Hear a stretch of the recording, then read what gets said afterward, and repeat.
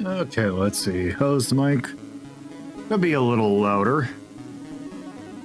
That should be good.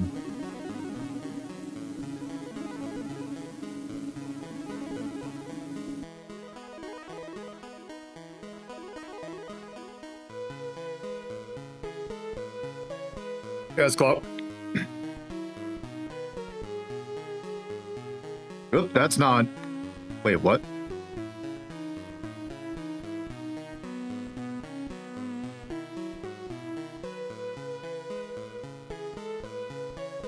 Oh, okay. I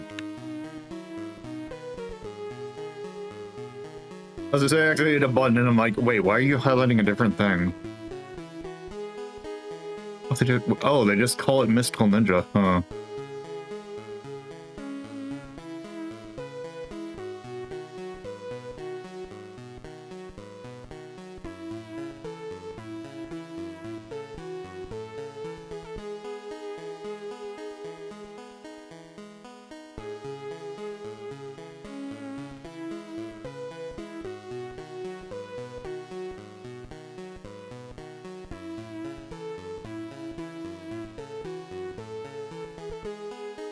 That is a tier list of snacks.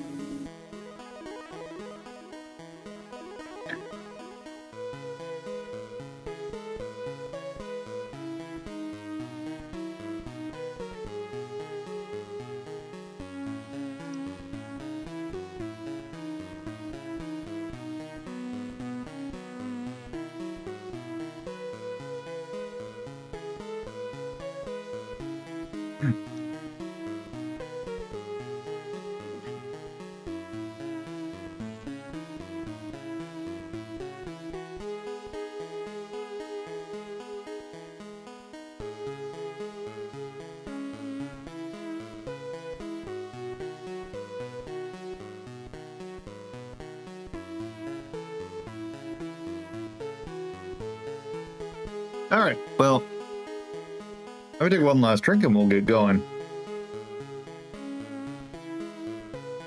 All right, there we go. So, on with the show.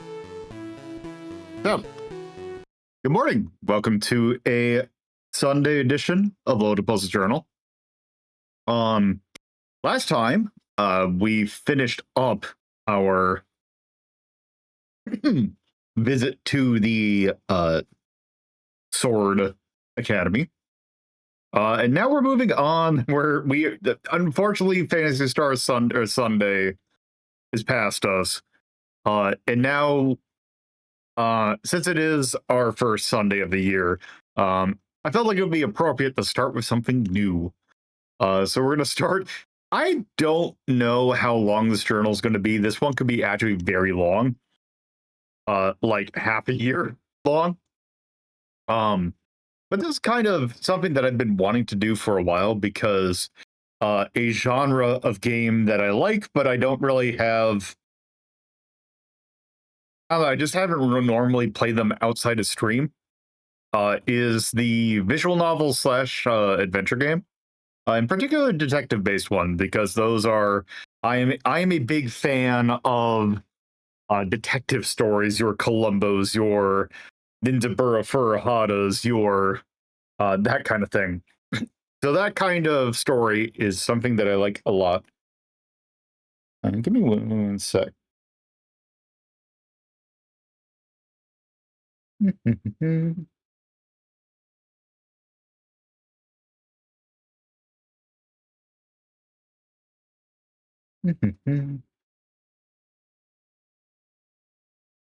So yeah, so this next journal is going to be devoted to that kind of game. Yeah, I just want to get one message out real quick. Hey, Terry. So yeah, uh, that's what we're doing for Sunday for quite some time. I got 15 of them in particular that we're going to be looking at. So let's get the journal up. In particular, our journal here is focused on one of our new friends, one Basil, Sergeant Basil. Oop. Perfect timing. Hey, Viper. Welcome to me introducing this journal. So yeah, I hope you enjoyed your Muscle Grand Prix. Hey, Warrior. So yeah, we're gonna be meeting with Basil. Basil is a member here. Sergeant Basil Meadow of the Department of Civil and Criminal Investigation is someone I've heard but not really sat down with for any notable amount of time. I imagine that this offer for dinner is to a olive branch, as he's one of the investigators of the actions of Lucia in the city. I will say his place is rather nice and a good place to talk about old cases. In old cases, indeed, is what we're going to be talking about, because these first three are some of the first kind of these are some old ones. Not probably the old. Well, this one that we're darning with today is the oldest. Well, I don't know if the oldest there. Hey, welcome to, or thank you for the 10 months of subs, Viper. And yes, I'm gonna pause the music. So yeah, we're gonna start with this one. The Portopia serial murder case. This is a game from 1983 originally, directed or written by one Yuji Horii. I don't know if this is for a contest or something, but Yuji Horii is a name that's kind of spoken with the same reverence as like Masanobu Endo in terms of people who just kind of offhandedly started genres and are incredibly important to the history of Japanese games. Yuji Horii, this is, I would add, well, no, I would say this is like, this game was incredibly influential in a lot of different weird ways. Because not only was this the first, like, this kind of set the template for a lot of Japanese adventure games. That sounds like about right. Because Enix isn't like Enix is weird because people think of it as like a developer, but it's not. Enix is solely a publisher. It's kind of like Electronic Arts in that way, where while there's now, actually, I guess that's not true. Trying to think of a different analog, but effectively, they only really publish. All their main games were developed by other people. In particular, the developer of this one was Chunsoft, or I guess Yuji Horii kind of gave this to them, and they gave it to Enix. This would also probably lead to Yuji Horii. Later on, he made a sequel to this. Well, actually, he made two sequels to this. The third game, the third of that trilogy, generally isn't that well known. The second one is pretty notable, but we'll get to that later. but yes, this game doing gangbusters and like inspiring a bunch of people like Hideo Kojima to become game developers themselves made this incredibly influential. However, it's really funny that this is the second most influential thing that Yuji Horii did. The most one being he's also the guy who came up with Dragon Quest. So yeah. To say that Yuji Horii put a massive thumbprint in the history of gaming or Japanese gaming, it's pretty much an understatement. And this is his first game. So we are not going to be playing the original version because this was a game Enix was mostly doing computer games this time. This was in fact a computer game originally. I don't know what platform this originated on. This is like the era of like the sharp, like I don't even think it's like this might actually no, because the PC-88 was 80. So about PC-88, sharp. I don't even think it was the X1, but it was like really early Japanese computer. But the version we're taking a look at is the Famicom port, which has been fan translated. This is probably one of the more notable ones. PC-600, okay, or 6001, which was, I believe, the predecessor of the 88. But yeah, this Famicom port was pretty notable. It's also interesting, this port, because it is if you're familiar with how why don't I just launch the game and we'll kind of look at it together.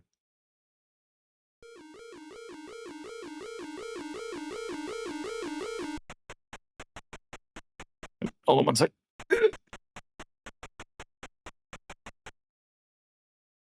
Okay, I need to turn this up a little bit. So this is a game. This port's from 1985.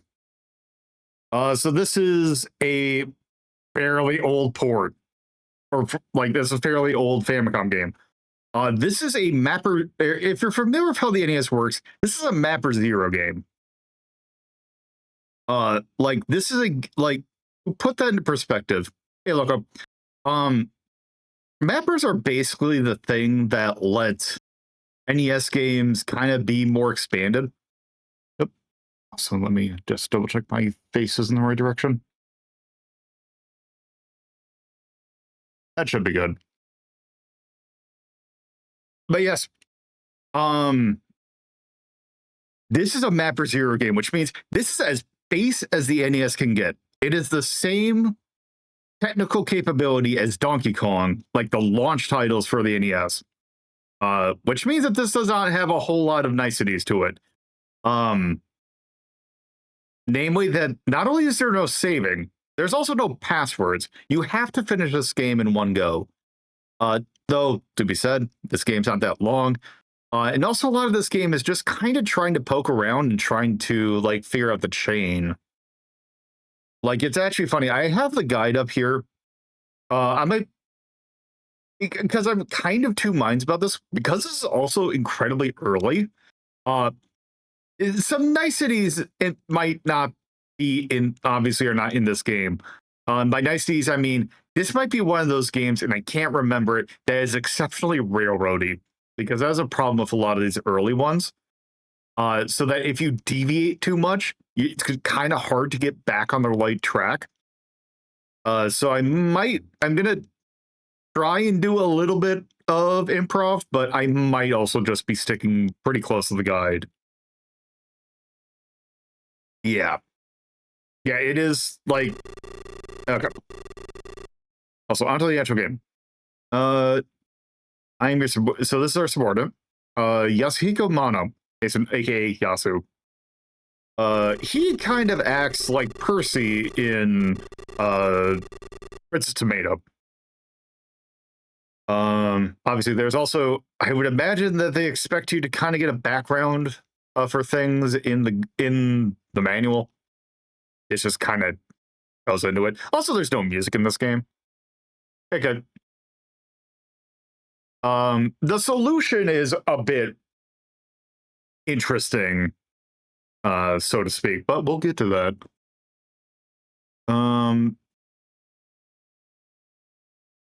So, let's see.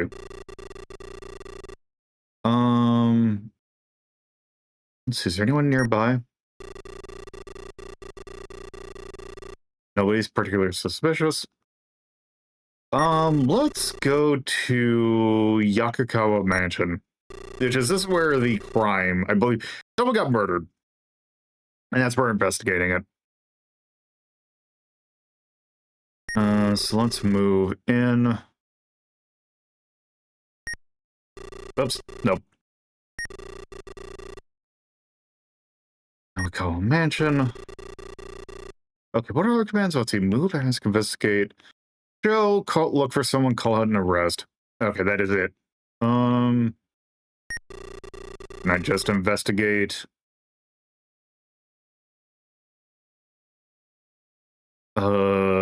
Oh, wait. Oh, do I have to do this? Look for someone? Okay, no one missing. Investigate.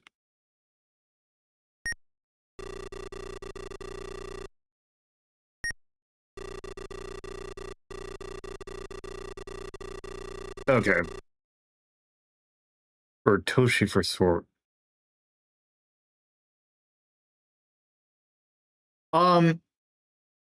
So there, I believe there was one on this. But the one that was like more notable is actually this game's sequel. Which is, oh god, I'm trying to remember what the full name of it is. Because there is a re-release of it like last year, I think. Well, 2 last years from now, like in 2024. Or at least that came out over here in 2024 that had, I want to say, one of the longest names I have seen for a game on Steam, which I think is like the Hokkaido Serial Murders Case Forgotten in Ice Tearful Mystery or something. It's a really long name.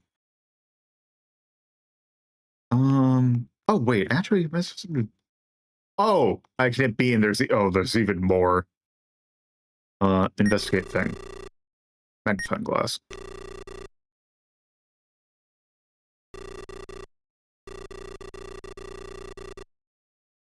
Okay.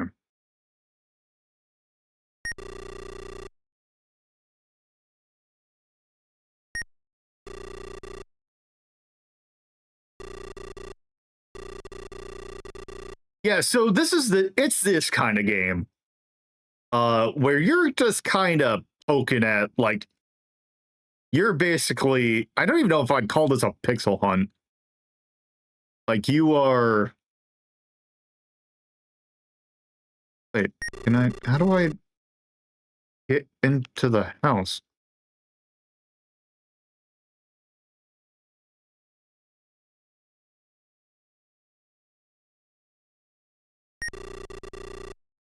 Oh, inside mansion. Okay, the study Kozu's body was found here. Let's see. Let's poke at random things. What's this? Let's see, matchbox. Can I investigate the matchbox? Hell, 1173149. Hmm. Let's see.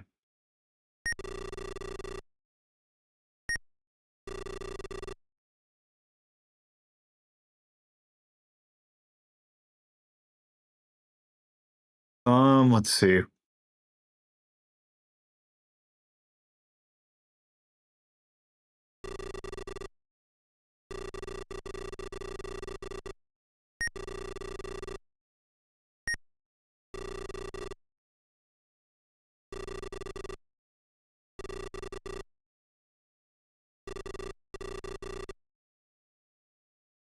Great.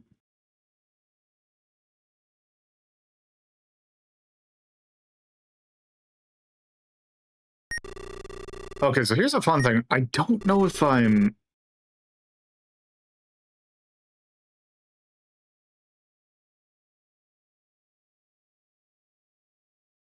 Can I check this? Ah, there we go.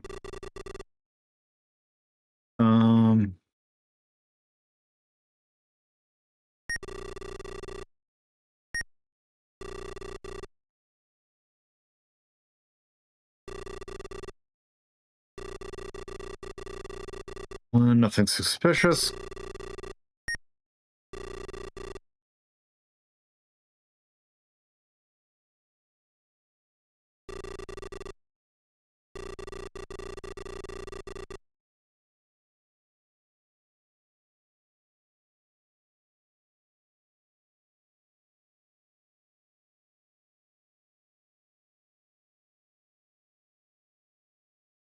Yeah, it's the whole mobile thing situation is weird. Okay. Check the right underneath the table for a lighter.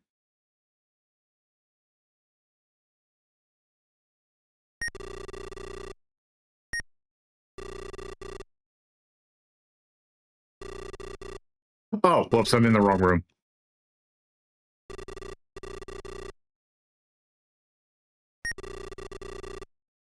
Okay. Confirm.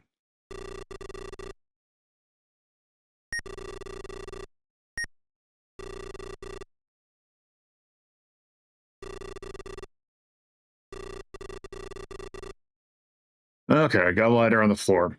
Let's look at some of the stuff. Let's see. Oh, I don't want to investigate someone. Investigate thing. Lighter. It's expecting the lighter, I suppose. Actually, wait. Oh. Oh, do I have to be in the same room as the thing I got it to investigate? No. Okay, let's...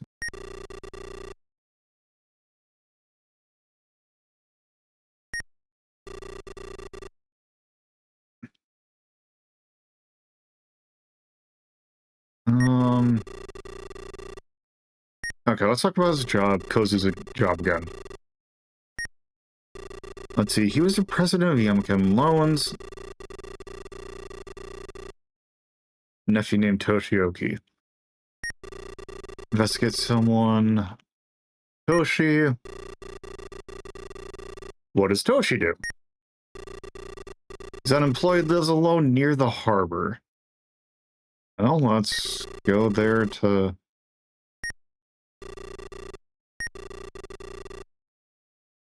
Kobe Harbor. Investigate some... Let's see, nearby people. Okay, no one seemed particularly suspicious. Look for someone. Am I missing right now?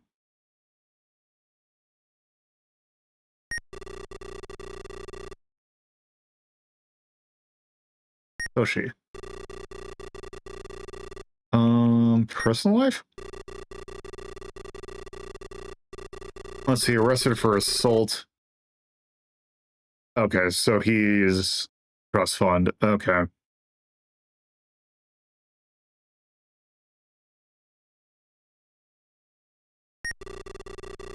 I'll question locals.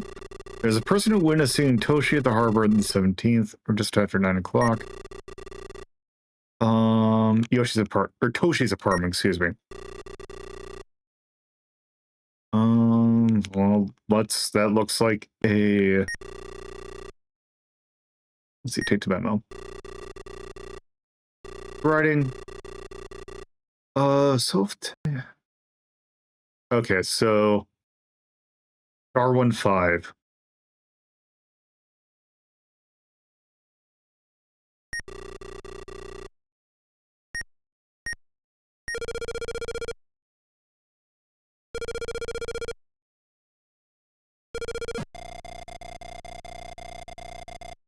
Let's see. Hello, Toshi. Get to the harbor right now. We've...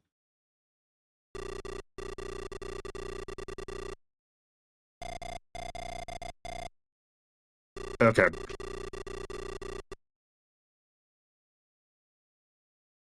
This is about anyway. Okay, well, I guess let's go to the harbor.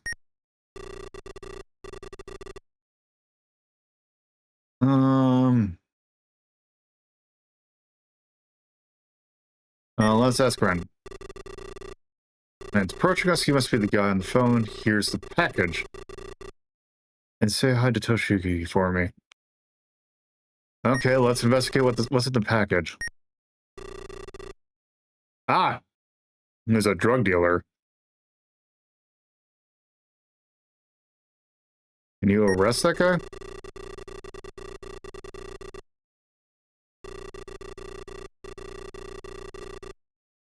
Okay. Alright. Hey, Neko. Okay. Okay, let's go to the police station. Let's see. Was there an interrogate?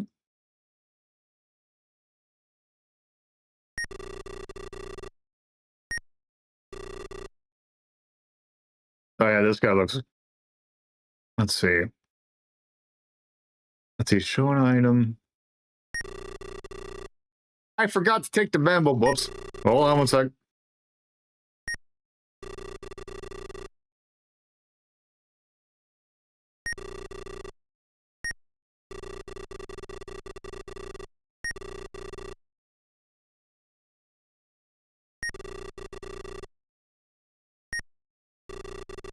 Okay.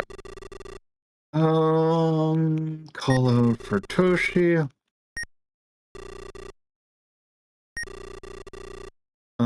No.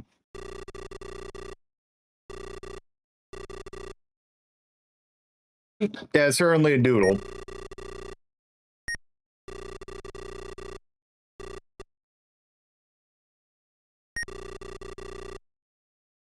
Okay. What's your alibi? Oh. Fair enough.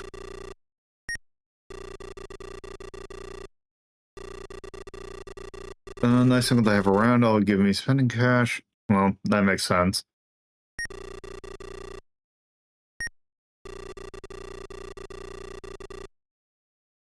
Oh. Okay, hold on one second.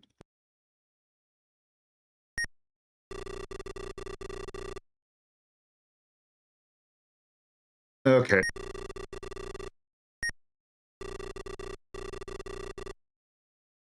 Oh.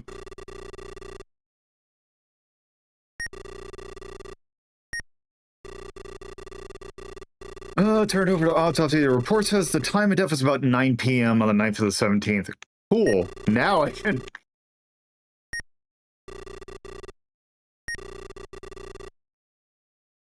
Police station.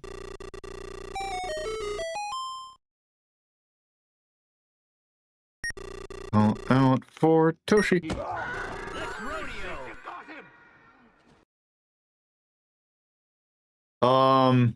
Okay. Okay, we showed him the stuff. Okay, now we ask about the alibi. Let's see, at that time I was in my apartment.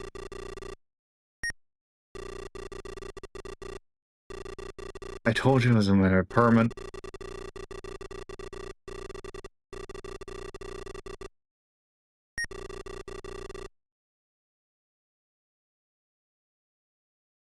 Oh yeah, now time to do some real good cop shit. I also like that the icon for this is a hammer.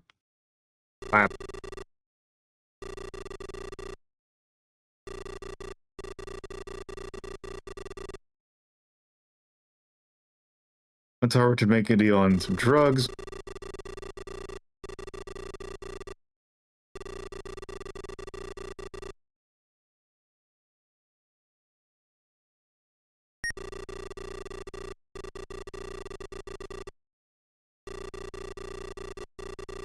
that was simple.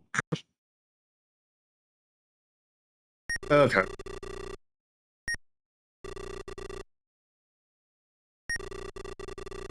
Alright, who are you?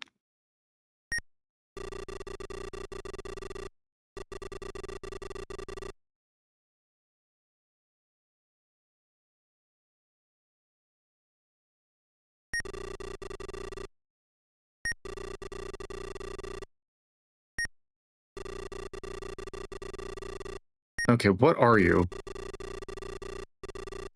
He's security guard of the manor.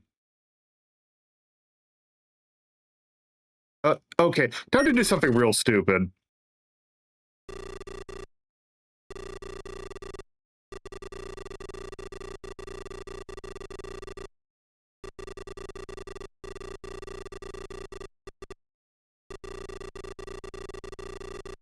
I forgot how many people you just kicked the shit out of in this game.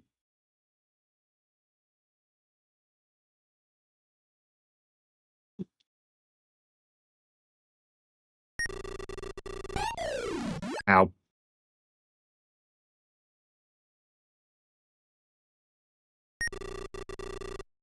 Hold on one sec.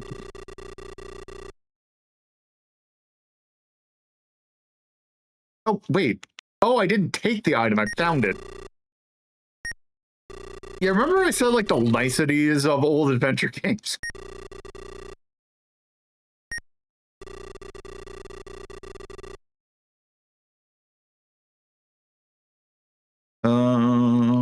Nope, you come back.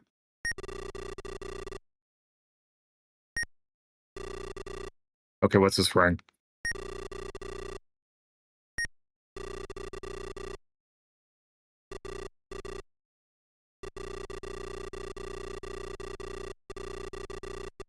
After shouting come from under the mansion, I wonder what the hell's about. Ah.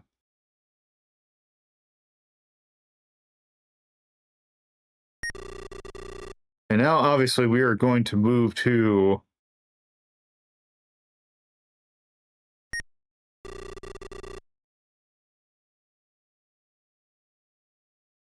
Let's see. Now, also, there was a thing on number on the matchbox, which was this.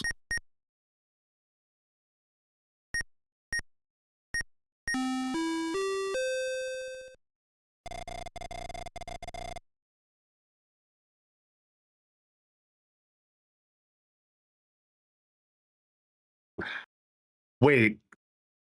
How do I... Wait a minute.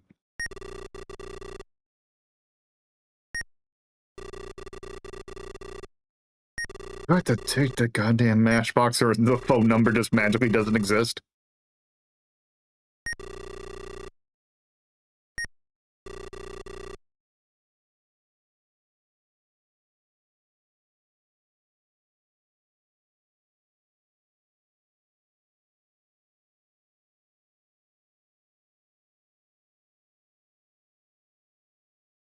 Oh, wait. I missed stuff.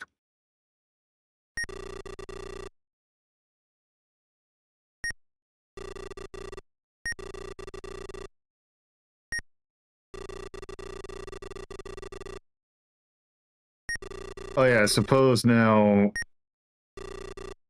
Okay, now he's there.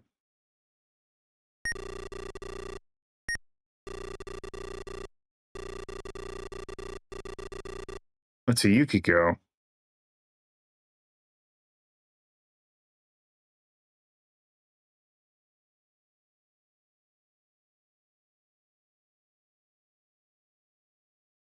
Okay. Did I miss something?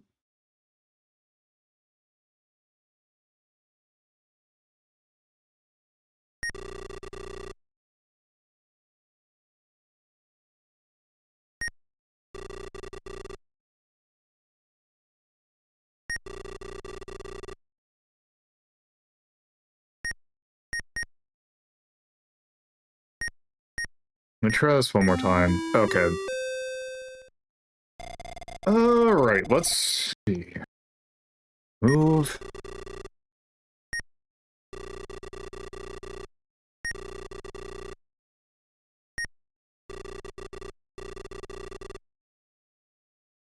Okay, take matchbox.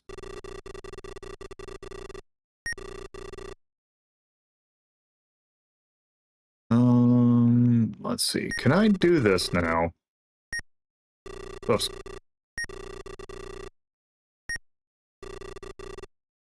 Okay, can I now go to... Whoops, I didn't want to go Kobe.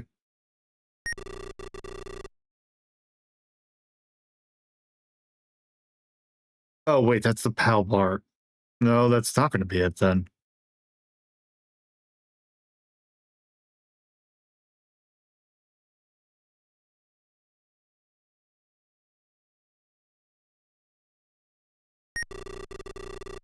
Oh, wait.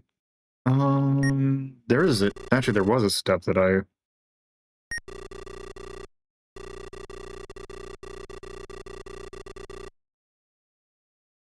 Mr. Hirata.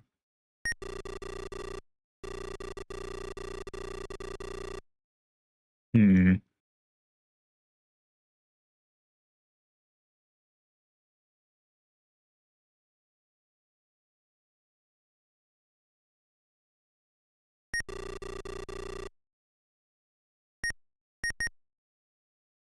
Let me try this number one more time. Nope.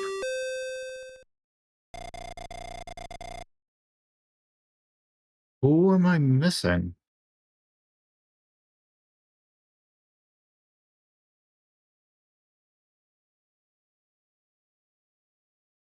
Hmm.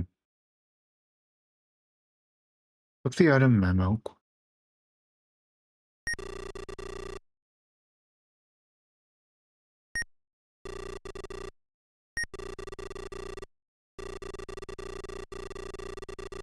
We got the lighter.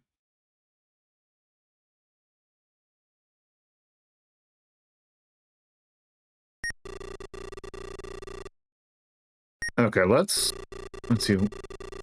What is Mr. Hirata? Runs a store.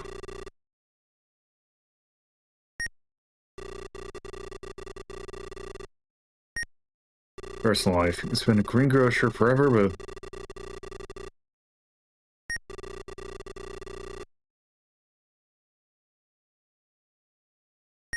Was Fumi.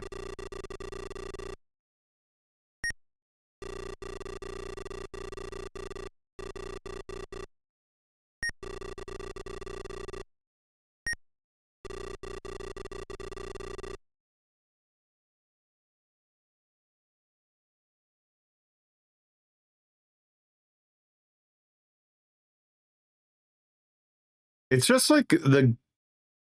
Feels like there's something missing.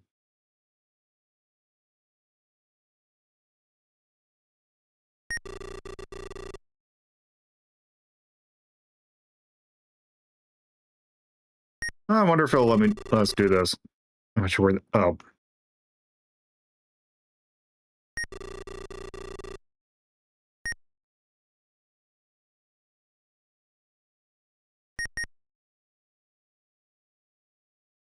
Oh, wait, hold on. I wonder, did they typo?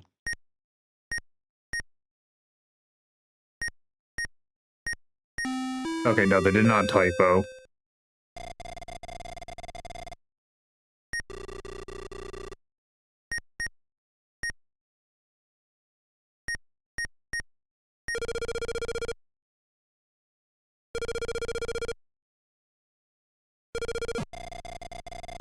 Hostess bar.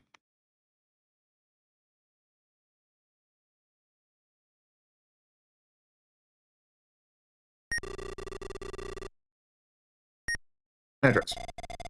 In the middle of Shinkichi.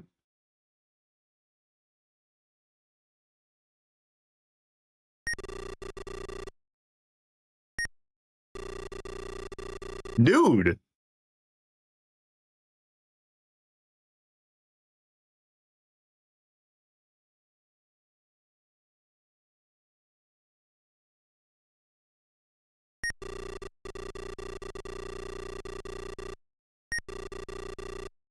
Okay.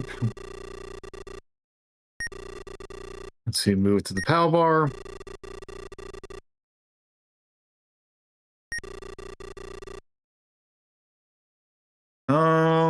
Let's see.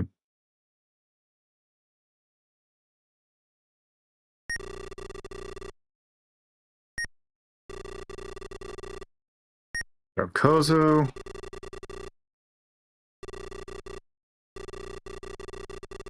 Got a big fight here, Mr. Kawamura.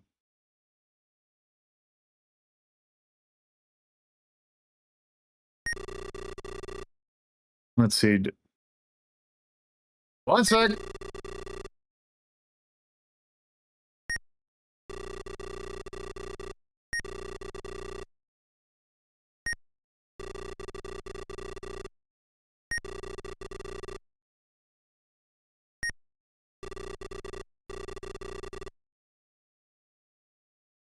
Is the lighter in here? No, the lighter was in the other room.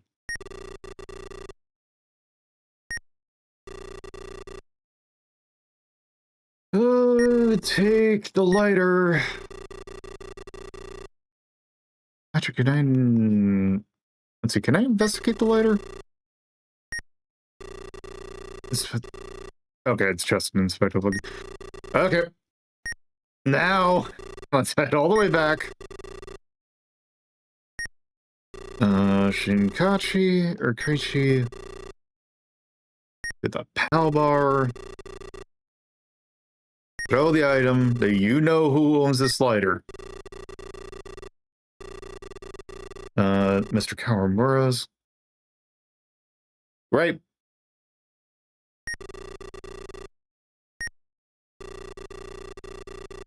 Let's ask around. Is that... Okay.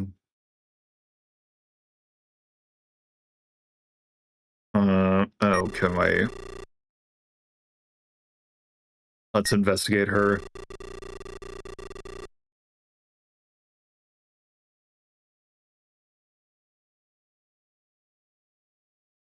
You know, I suppose.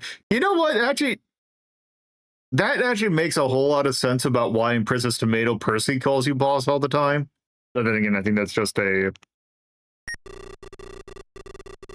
I wonder if they're trying to do boss instead of, Oh, I see. And now we can go to Kyoto. Yeah, you can tell it's Kyoto because they put the dinkiest little die kanji.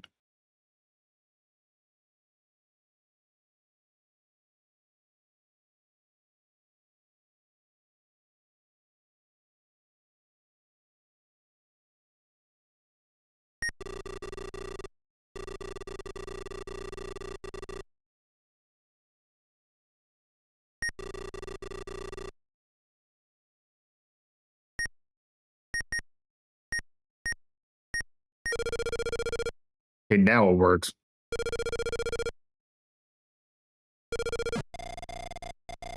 Turn in.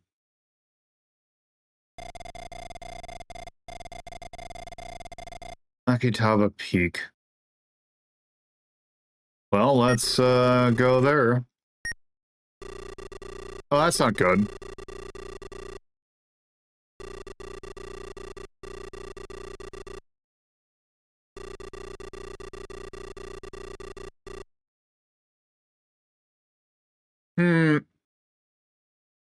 Look, I know very apt, like real Japanese placement that does say, oh yeah, it's suicide. But no, let's look. What do I need to do? Do.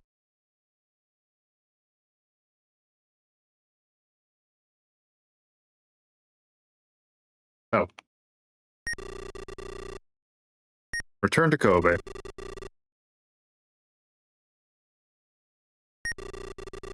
Okay. So there was someone that, like, called us about that. The results of Mr. in his time of death has been put at 1 p.m. on the 17th. He was dead before Kozu died. I don't know. Well, I guess they took it.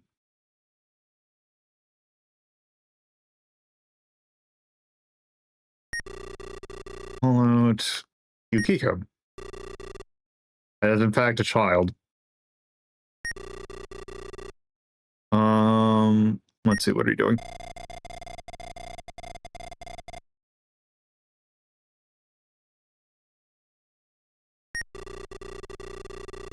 This is clearly culprit.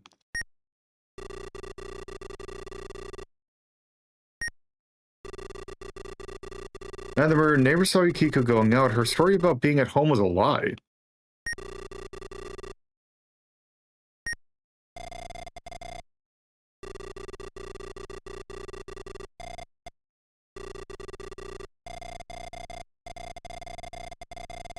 And what's that mansion? I wanted to ask Miss...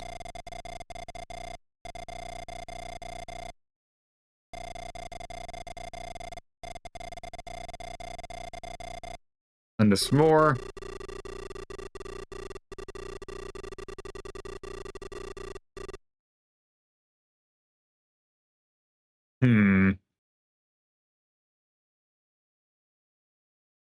Okay.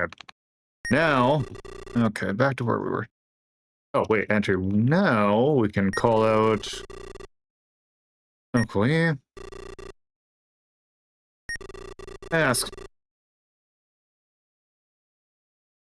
I'll ask about Kozu.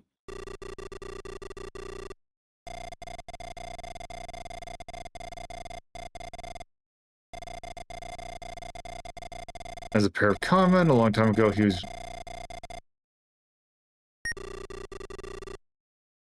well... Mr. Kamura.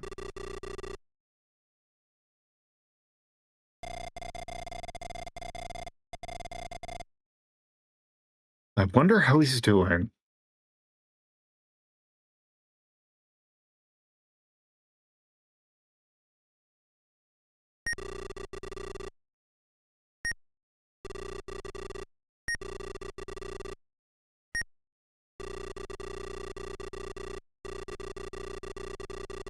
It's now called him with tip, saying that Mr. Kawamura is at the Sumire Apartments right now.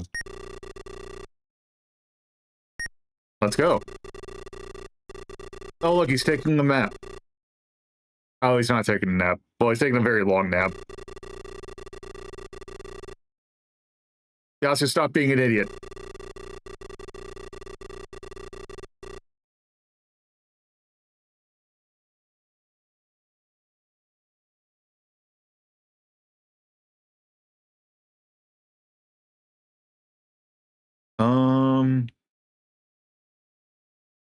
Well,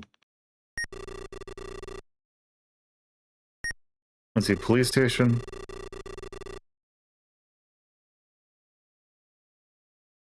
Okay. One, how do you know that that was happening?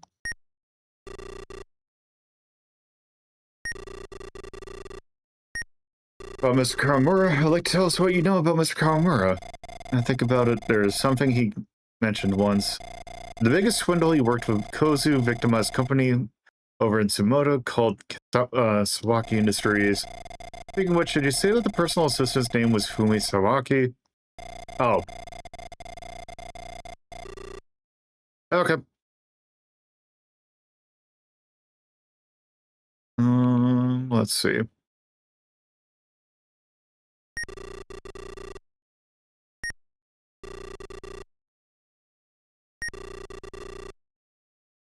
Not the boat.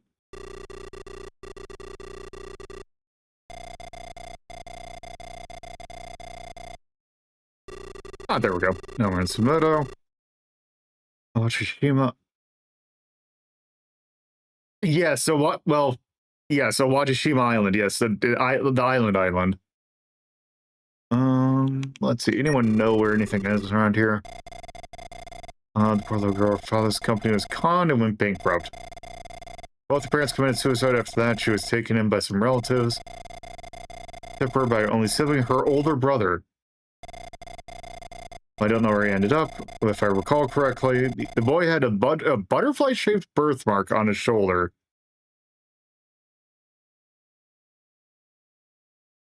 Okay. Do we know where the brother is? Do we know where Fumi is?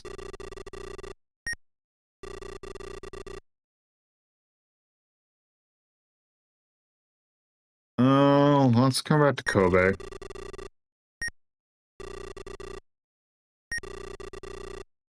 Let's head back to police station. Now in the interrogation room. Some sort of map has been discovered in the ceiling of Mr. Kawamura's apartment and has been sent over. Oh, we have an ad break coming along. By about 5 minutes. Isn't this a map of the underground maze? How'd you know that there's an underground maze, Yasu? Hmm?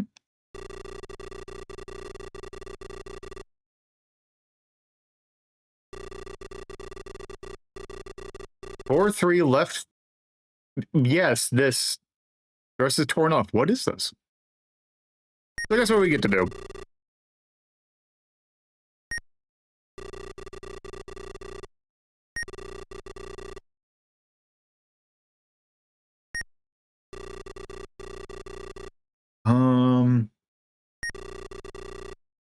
Go into the living room. Let's poke at this painting.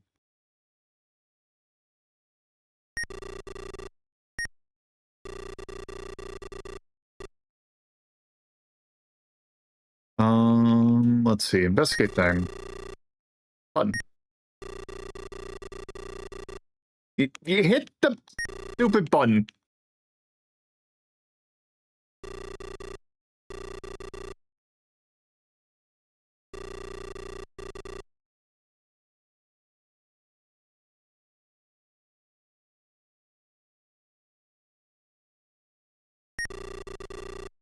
Let's see. Oh, hey. A hole has opened up. Let's go down the stairs. So, here's the fun part. Okay. So,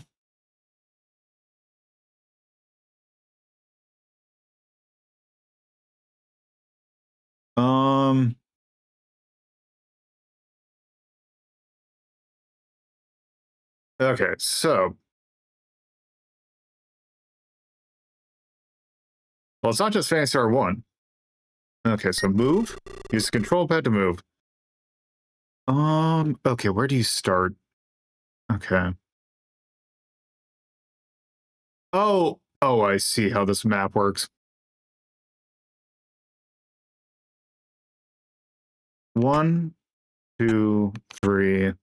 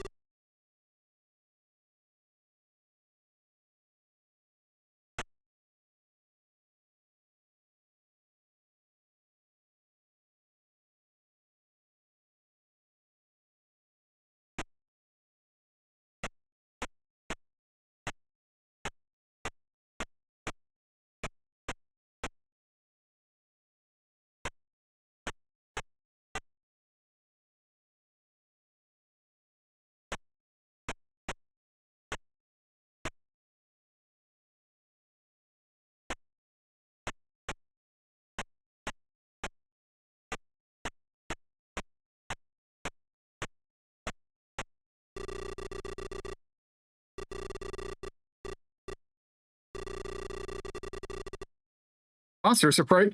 Yeah, so if it's not very blatant on what this is a reference to.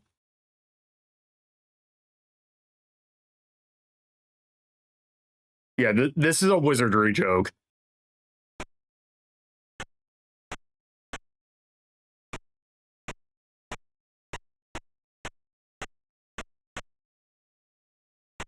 This where it is?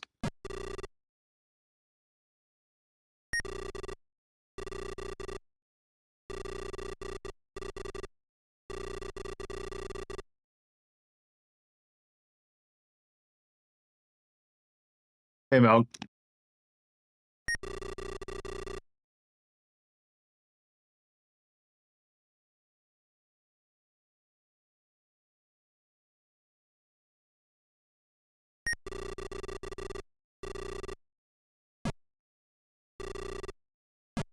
Ah!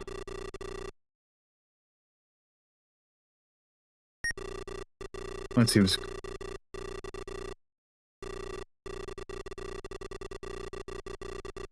And a diary inside.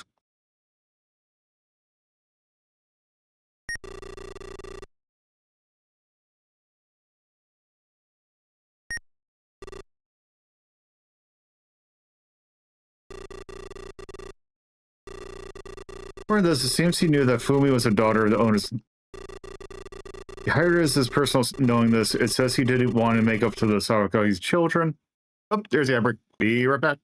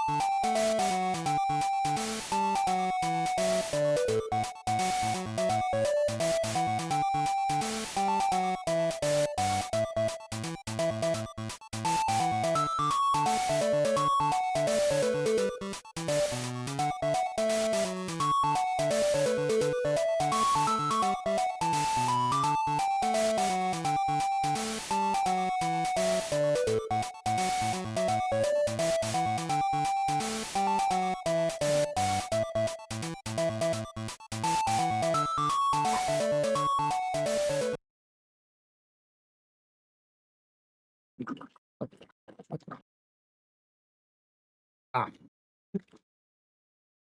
All right. So let's. And there we go. Now let's get going. So the assistant make it up to the children, talking about his regret. He also written that he's going to take responsibility for Fumiya's daughter. Fumiya likes, including leaving some of his money to her, if Fumi's older brother really was a criminal, and if he were to read this diary, surely he would feel a little regret, boss. A lot of ellipsis.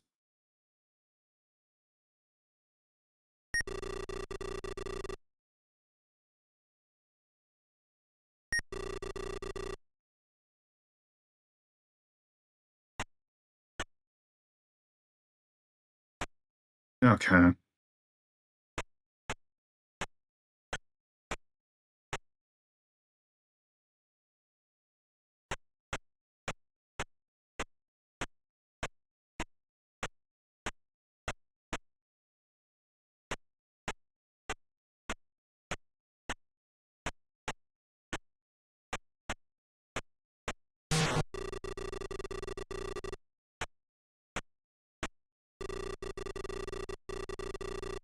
Yes.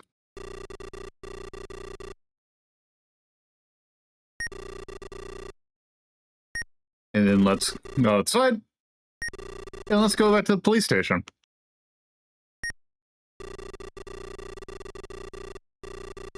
Just now we got a phone call from Yukiko. She found a note in one of the pockets of her jacket's, her father's jacket. Hey, Redex, you were here for... Great! Thank you for telling this right now. This thing. No, we already did that. It's the fun thing. Because I'm using the guide. So here's the fun thing. Let's do some investigation real quick.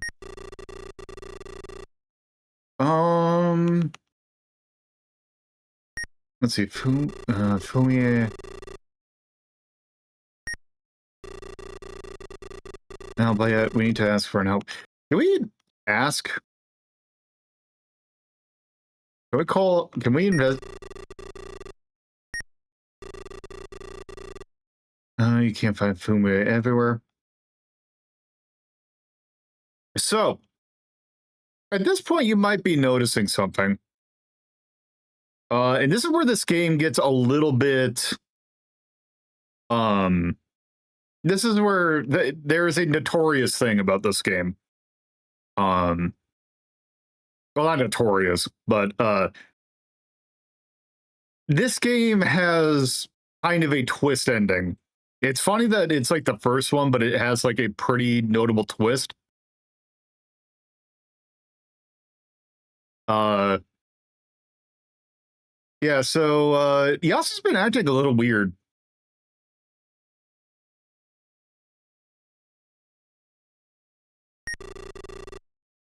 Hey, Yasu.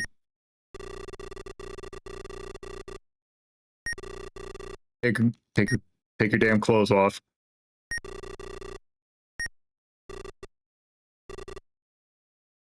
Oh, look. I mean, it's kind of... Yes, so Yasu is the older brother, which also, he's also the murderer.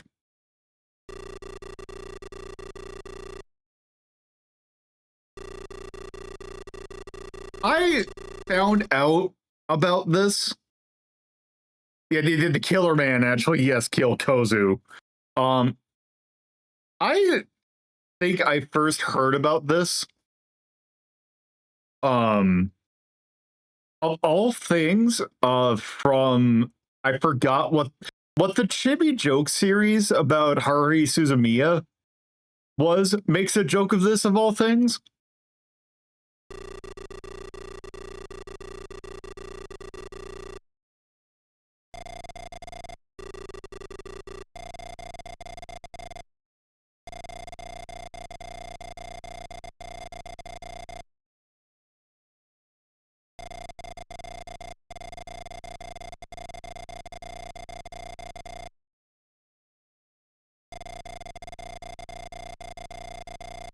It wasn't a Haruhi, actually. It was, I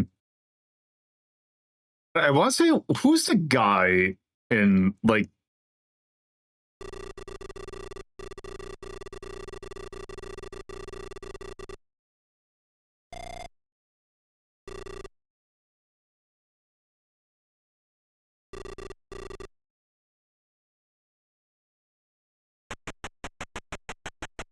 I don't know what that code's for. It was... Yeah, Keone. Yeah. And yeah, that's it. That's the first Detective VN. It's not that long, as you kind of expect. What was it? I think it was the one that was about the Esper girl.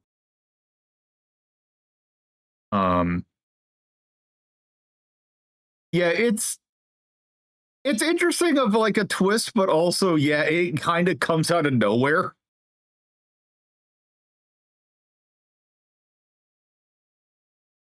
Though then again, I feel like if you did, I would be curious to know how much, like, this cartridge has to be packed.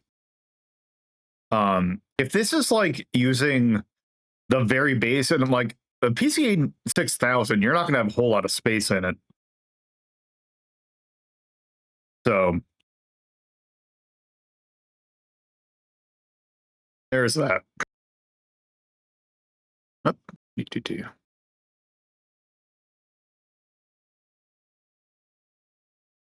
Yeah.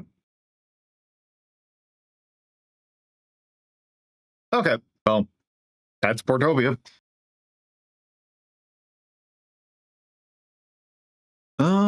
So I guess we got really nothing else to do.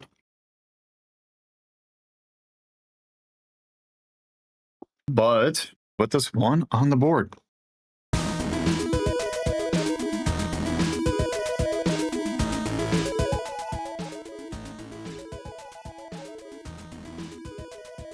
Yeah, yes. He's like the Shadowgate protagonist, but like the Japanese version where it's just all this stuff in first person. If Furuhata would have just tackled Yasu's immediately, and then there would be a bit about Imaizumi. I don't know, he falls off the ferry.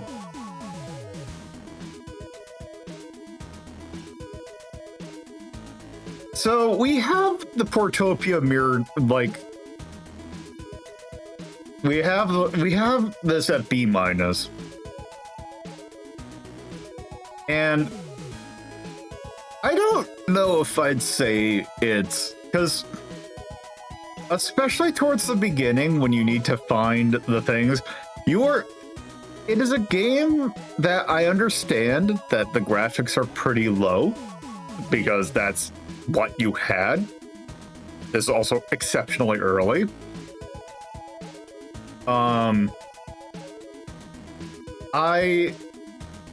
The fact that you gotta kind of hunt for like literally, you just gotta kind of poke at pretty much everything. It's not like, yes.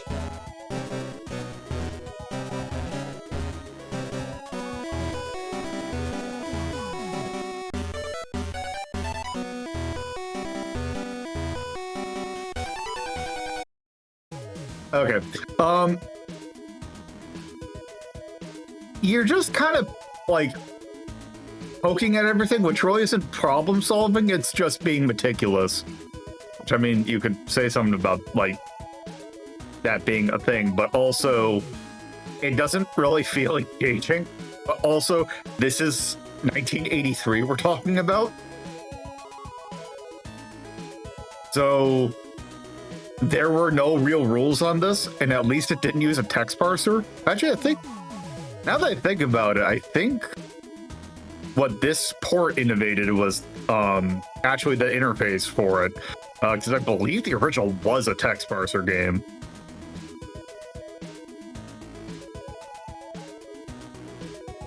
So I don't know if B- is really... let me look at C-. Just some other adventure games. Well, okay, here's C. Okay, Zork. I kind of feel like Zork, you have a little bit more going for it, so I'll say it's under Zork. I just need to look for like a VN or well, this is really more of an adventure game. Night Trap. I think Night Trap is a little bit more engaging. In a weird way. I don't think it's that much lower. Like, I don't think that going under... I think D is probably fine. Yeah, Jazz Punk. Yes. Ash, let's see. Okay, Lunacy. Yes, this is the right territory. Because don't get me wrong, I love me some Lunacy, but this feels like the right territory for it. It is, yeah. It's the thing where it's like it is. If you're looking at it like completely context free, it's not that good of a game. But in context, it does like a lot of things smart. It's just you had no, like, there was no reference.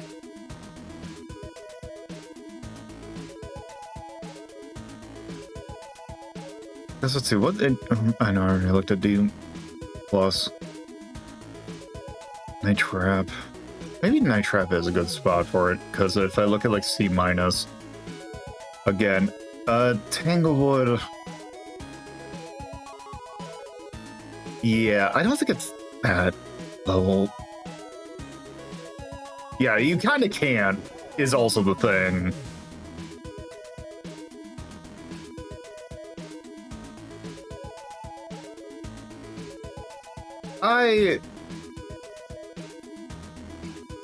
Yeah, I'm kind of more yeah, I think C minus would be fine. But it's mostly for the fact that, like, those having to, like, find shit, like, just randomly, I think is a real not great, but other than that, like, everything else was fine.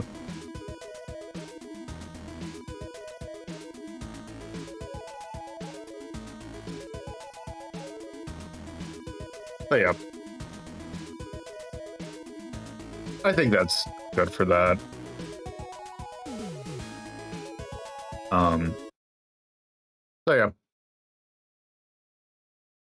Yeah, it is, I think it is a pretty decent start. You could do much worse. But yes. It is a thing where it's like revolutionary for what it did. But boy, howdy, playing it now, there's maybe some things that if you had, because what? This port is now 40 years old. So, yeah. You kind of don't got that, like, naturally, you're not going to have stuff from 40 years in the future. But there's that.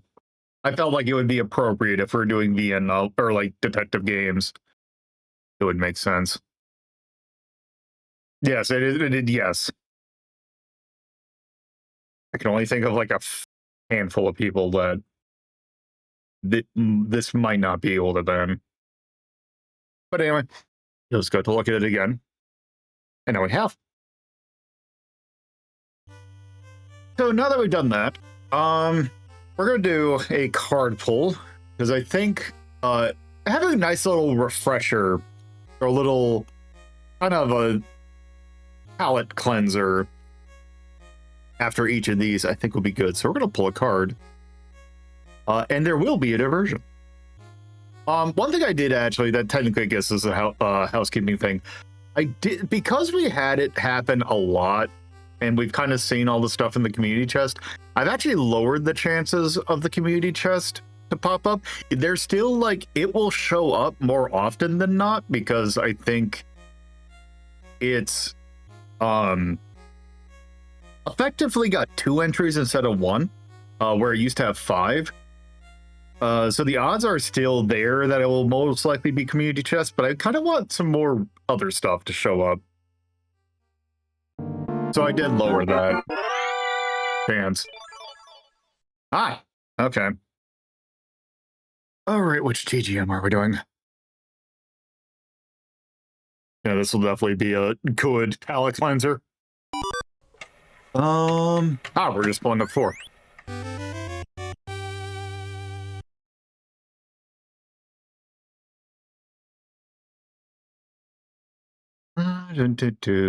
I've not played 4 in a while.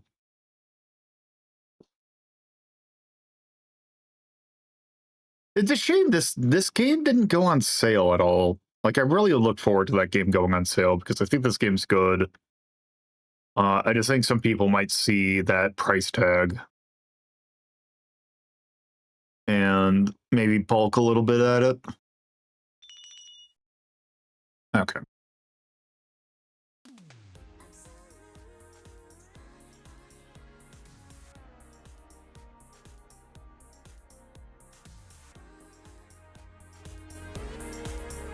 Okay. Oh, I didn't. I'll get in my controller. Whoops, give me 1 second. Actually, what I'm going to do, since I got it right here, I'm going to use my iPad.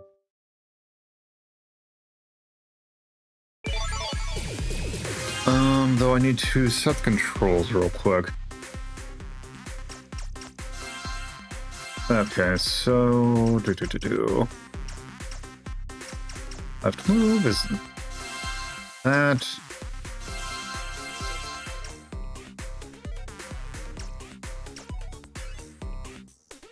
Okay.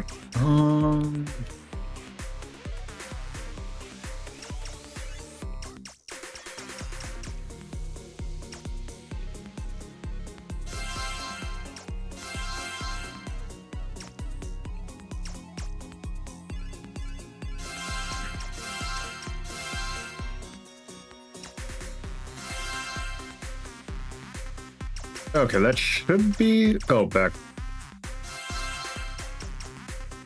Let me just double check to make sure this is button preview. And that's all right.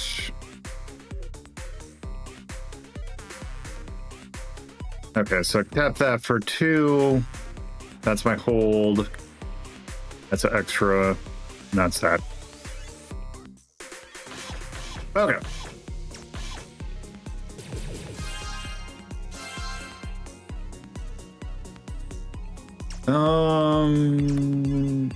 Let's see, standard control.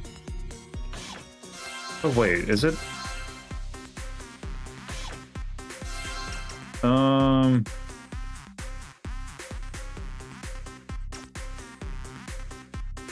Right, master mode.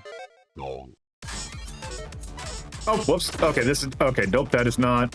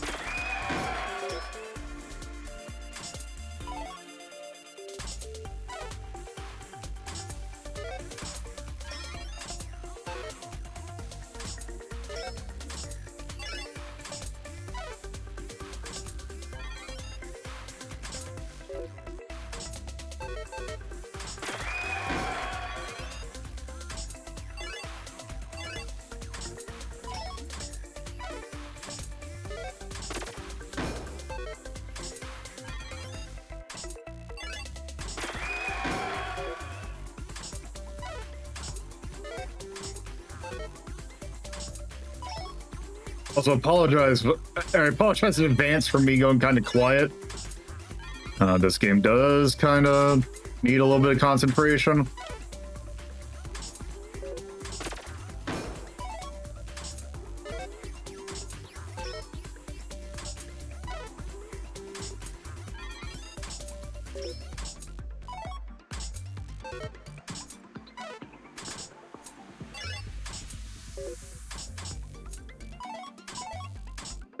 Nope, that shit. Oh, this is already... Oh, this is already going pear-shaped.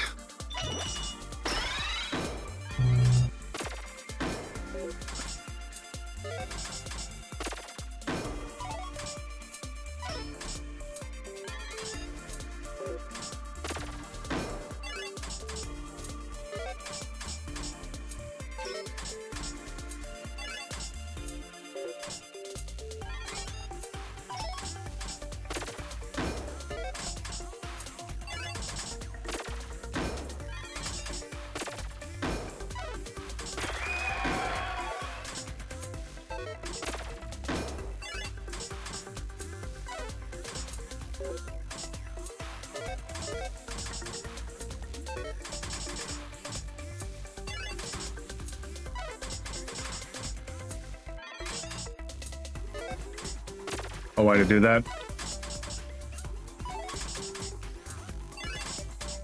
Oh, that was dumb. Yep, yes. Yeah, something about, like, I just completely botched my controls.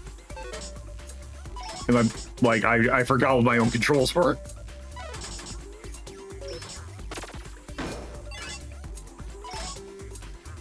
Not even gonna get to 300.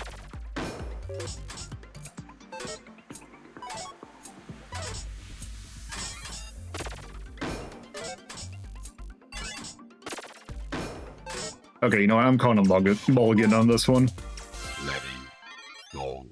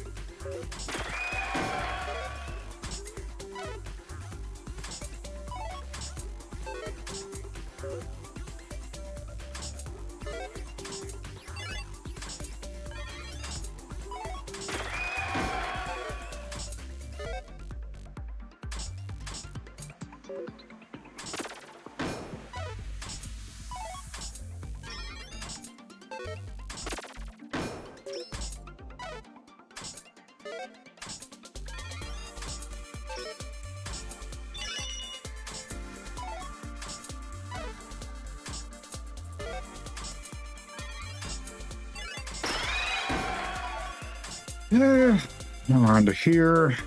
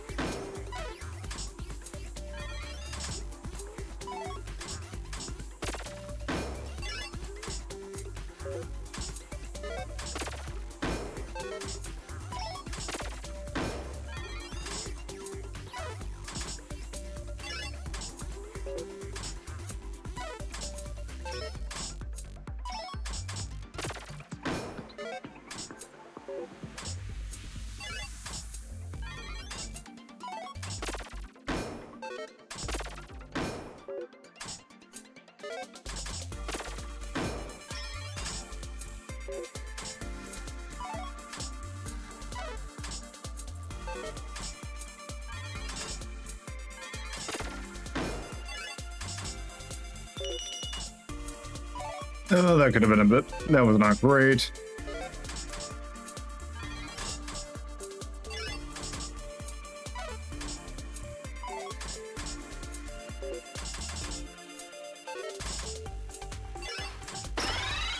Okay. Well, if I can use this time to recover.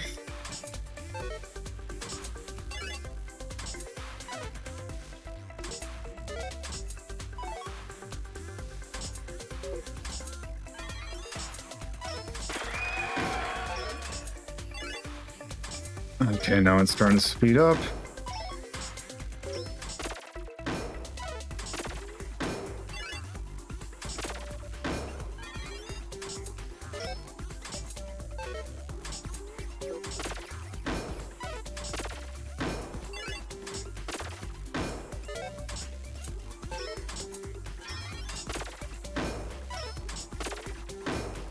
Okay, perfect time to recover.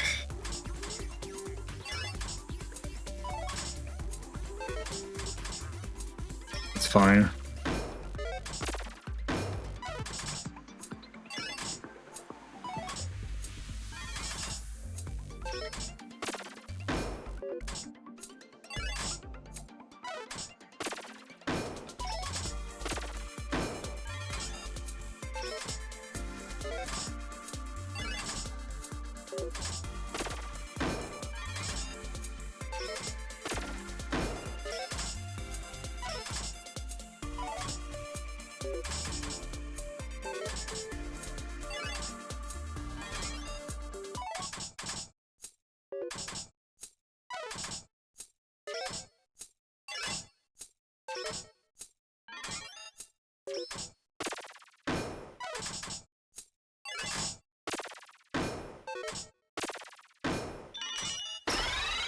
Okay, here we go.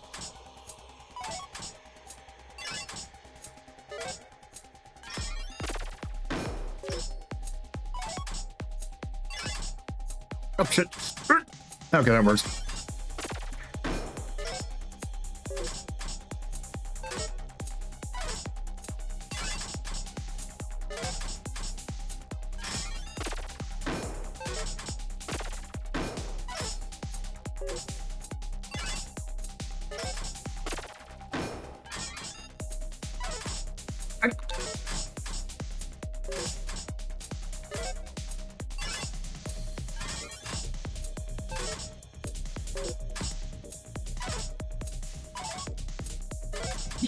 God damn it, I can get to climb. Ah, oh, that's not good.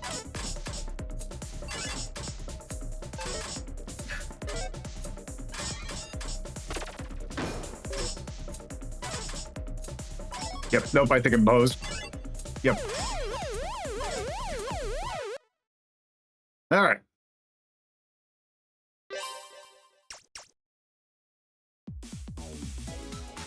Well, there's a new record. I hit 357.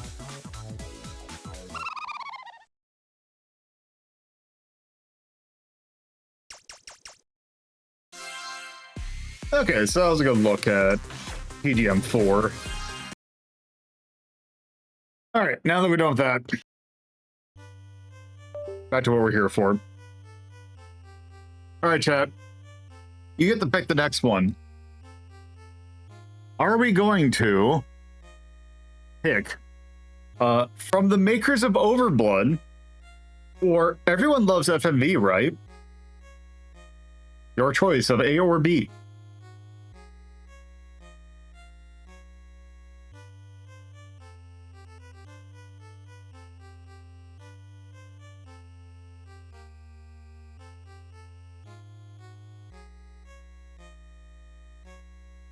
Do you want a little bit of Chank?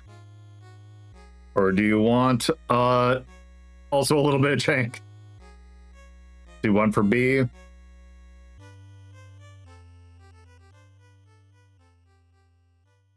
One for A.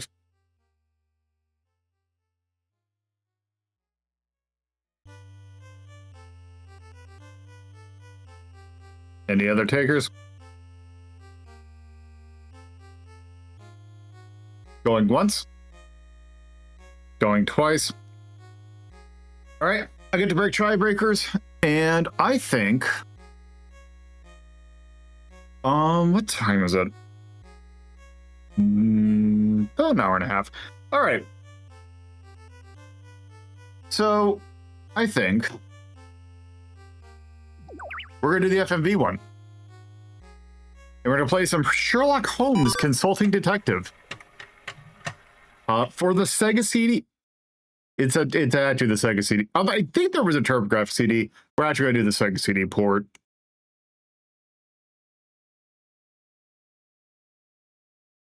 I have not played these games, but these were like one of the first games to use FMV, if I remember correctly.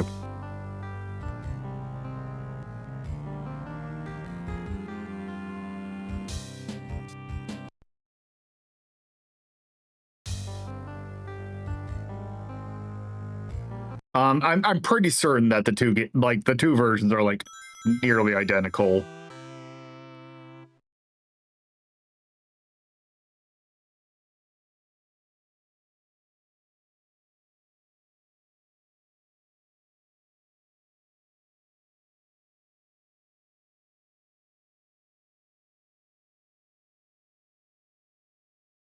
So this has a number of cases in it. So let's start the instructions. I think you'll find these tools to be positively invaluable as you endeavor to help Holmes solve these cases. Choose an icon to hear a description.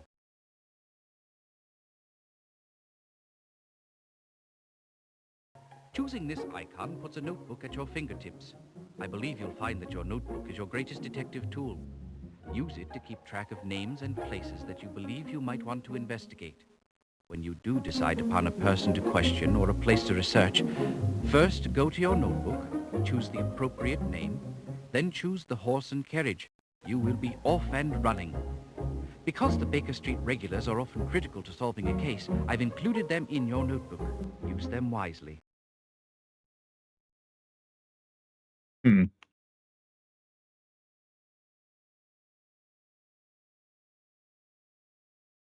This gives you access to the London directory. In it, you will find everyone you need to query in your attempt to solve these cases. The directory is also the source for your notebook. Simply choose a name or place in the directory and drag it over into your notebook for easy reference. You may also use the directory much like your notebook. First, choose your intended destination, then choose the horse and carriage, and you'll have another way to get from one place to the next. All right. What he found in the Thames, read it in the Times. Holmes has always claimed that the newspaper is a treasure of information when one can read between the lines. When you are ready to consult the Times, you may of course have a look at your paper copy or simply choose here for a close-up view. Is anyone ever really prepared to consult the Times?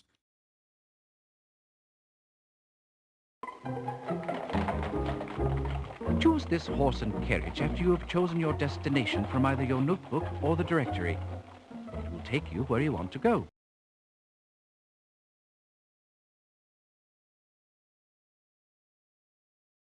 The Baker Street irregulars are an untidy bunch of young street boys who happen to be on the proper side of the law. They have an undeniable knack for bringing back priceless bits of information in a fraction of the time it would take Holmes or myself. When you want to summons them, first choose the destination from your notebook or the directory, then choose the irregulars. In no time at all, they will return with whatever details they were able to unearth.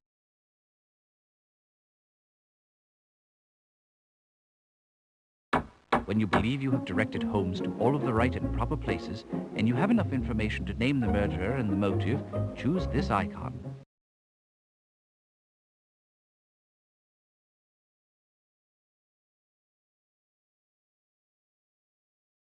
Mr. Holmes' files provide a wealth of information that he has been collecting over the years. Some of it is quite pertinent to the various cases, and some of it offers simply a fascinating and informative sidelight. When you want to access the files, first choose the destination from your notebook or the directory, then choose here when you want to see what relevant information Holmes might already have at hand. Hey, Watson, what's the syringe icon do? Oh, okay.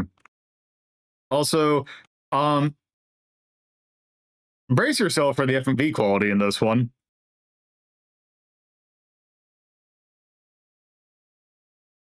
London, is not a beautiful city.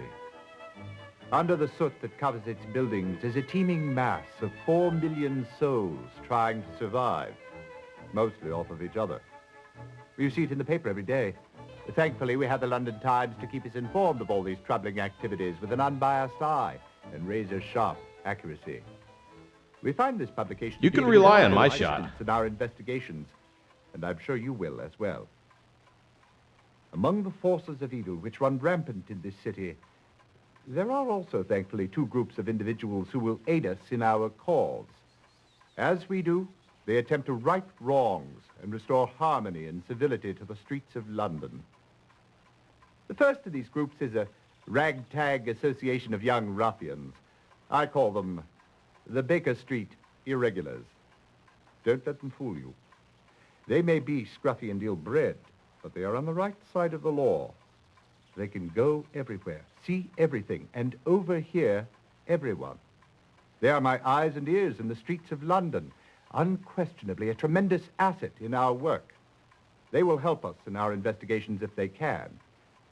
The other group is a far more civilized collection of gentlemen and institutions.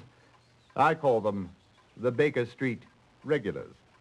They, too, will be extremely useful in our work. At the start of any investigation, do keep in mind that it is a capital mistake to theorize before one has data. Unwittingly, one begins to twist facts to suit theories instead of theories to suit facts. The people and places to whom I will now introduce you will help us to collect the facts. May we use them wisely. Come, the game's afoot. No, this is the CD. This is a CD version. Oh, what? Oh. Mr. Henry Ellis is the foreign news editor for the London Times. He is a great reservoir of information of what's happening on the continent. He also has an interest in crime news. Ellis is always happy to help when he can, but you must be careful of what you tell him, or you might find what you've confided to him in the next day's Times.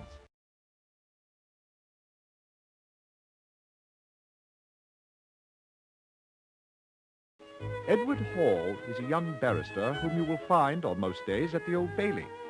He's a cut above the other unimaginative members of his profession.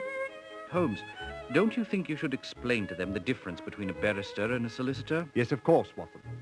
A solicitor handles the routine legal business of our society. If you do not have to go before a court, you will have no need for a barrister. If you must go before a court, then your solicitor would engage the services of a barrister.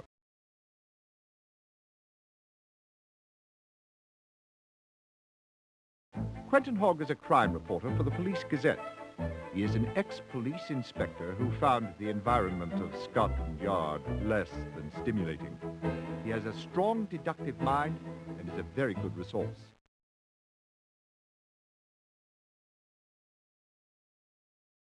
Sir Jasper is the chief medical examiner for St. Bartholomew's Hospital.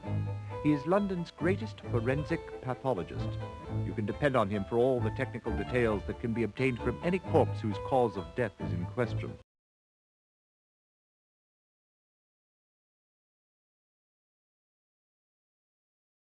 This gentleman is the head chemist at Scotland Yard Criminology Laboratory. It is rumored that Murray lives in the lab. He is eternally bent over one of his tables trying to extract the history of a crime from the physical evidence he's been given. You can learn much from old HR if you can follow the twists and jumps of his thinking.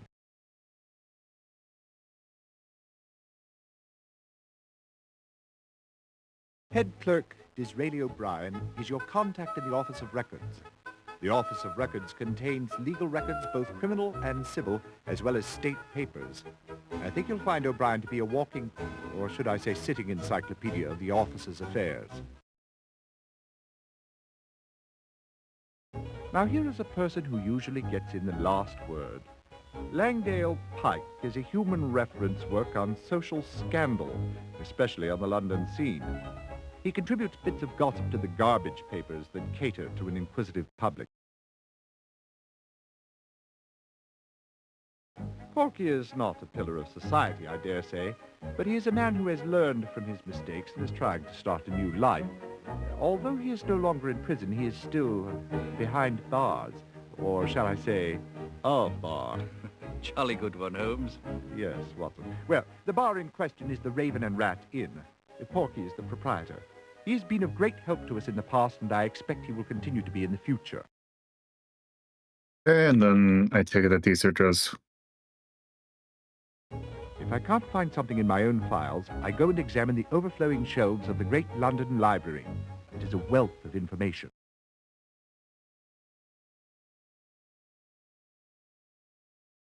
Ah, Scotland Yard. If the Yard knew how to examine evidence with any skill, there would be no need for our services. Inspector Lestrade is the pick of a bad lot. But it is true they may be a source of valuable information. After all, the professional police have methods for gathering facts that are not open to us.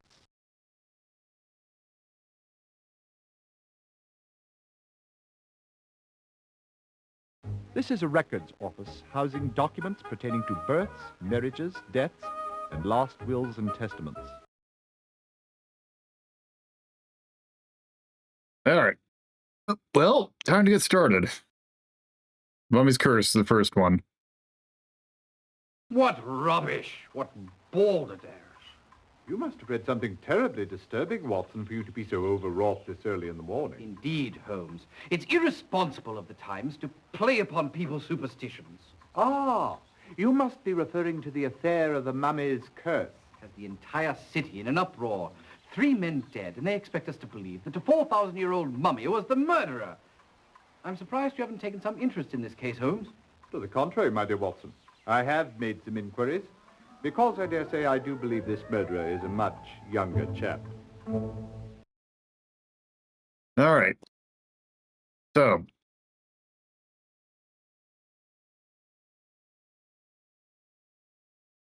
Okay. Let's look at... I'm assuming this is today. Okay. Personal not understood. Only that doesn't make much difference. Oh, there's 4 sections. Okay. Now let's see. Oops.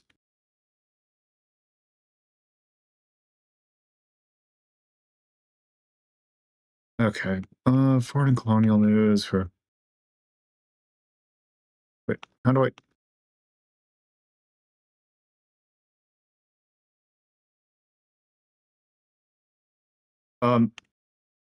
Oh, that's... Why would you do that? Photographs... suitable... Okay, that doesn't matter. Let's see, carriage accident. Nope. Waterloo.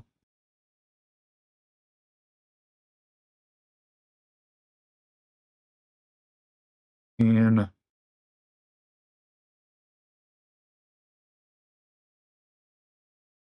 exhibition. Nope, that's not.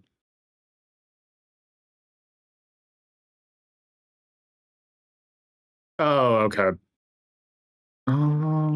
Let's see. Association. Nope.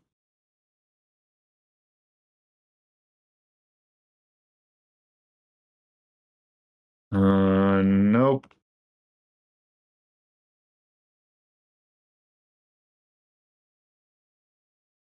Warships. Nope. Okay. Yep.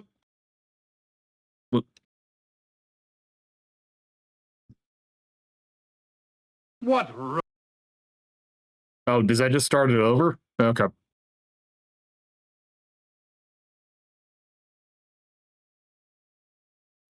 Directory don't matter. Notes. Oh, these are just our...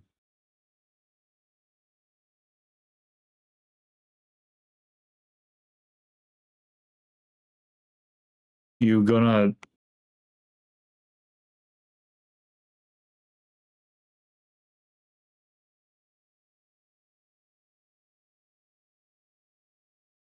How come... Wait, do I just... So does it just give me everything right off the bat? I take it? And I'm just gotta...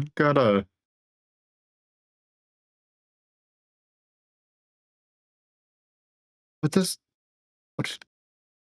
Oh, I see. Um...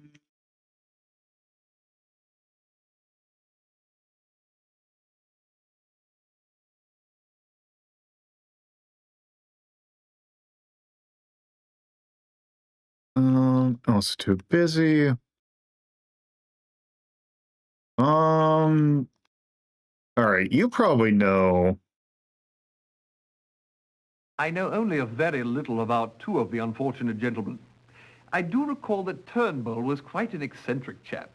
I don't believe he ever married, nor did he take his rightful place in London society. And what of Windybank?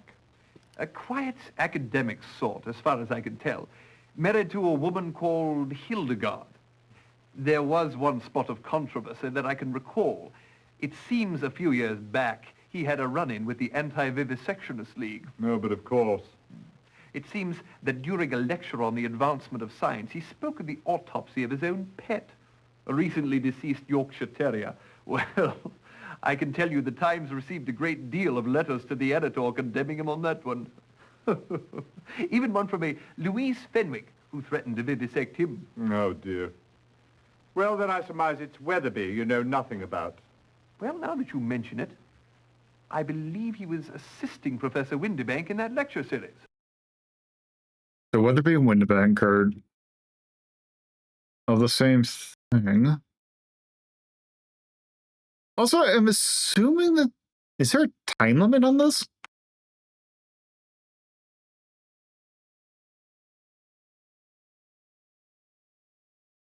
Actually, let's see if Lestrade has anything to say. Well, well, if it isn't Mr. Sherlock Holmes, London's most overly praised amateur sleuth, needing the help of the Yard again. Are you going to stand for that, Holmes? Let's just see who proceeds to solve this case, Watson. Inspector Lestrade, my good man, I'm looking into the cause of James Windybank's death. I should have known. That murder has brought out every crank in the city. I think the professional police can wrap this one up. All the same, could you tell us what you've discovered to date? One dead archaeologist, no suspect, no motive. And what of Andrew Weatherby's death? Have you looked into that? I have talked to Captain Ramsey, but we have no leads. Look, I'm not even sure that Weatherby's murder falls into our jurisdiction. And if it doesn't, you're not going to find me worrying about it. As it is, I have enough murders to take care of.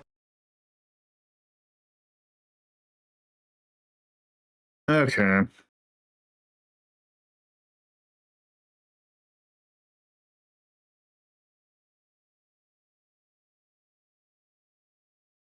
Oh, actually, I wonder, is there a museum? Oh, these are just people.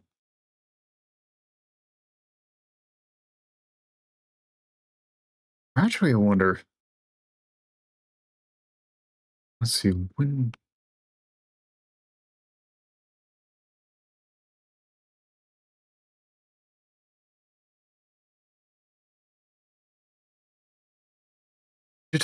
Let's see, published a paper, The Ray Antiquities in Desert Arabia.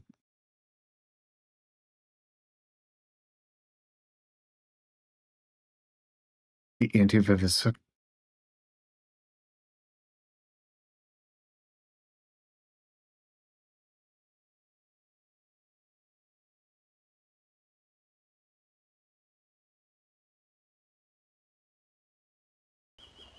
What did you learn, Watson? Not a thing, Holmes.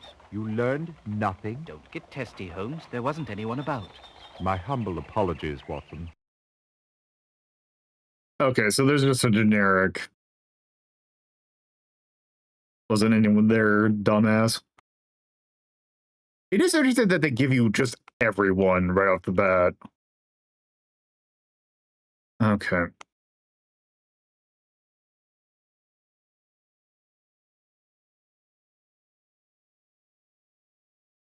Sorry, fellows. I don't mean to be brusque, but I am too occupied at the moment to concern myself with these so-called... All right, you're the barrister.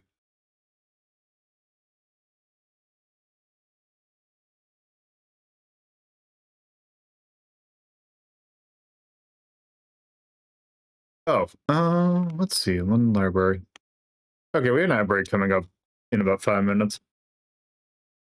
Here it is, Holmes. Egyptian mummies are embalmed bodies preserved to facilitate their resurrection. Many mummies have been found, and they are almost always the bodies of pharaohs. The pharaohs believed that one day their bodies would be brought back to life. See History of Egyptian Mummies by Pettigrew, London, 1834. Very good, Watson. Let's see. Is Pettigrew someone we could talk to?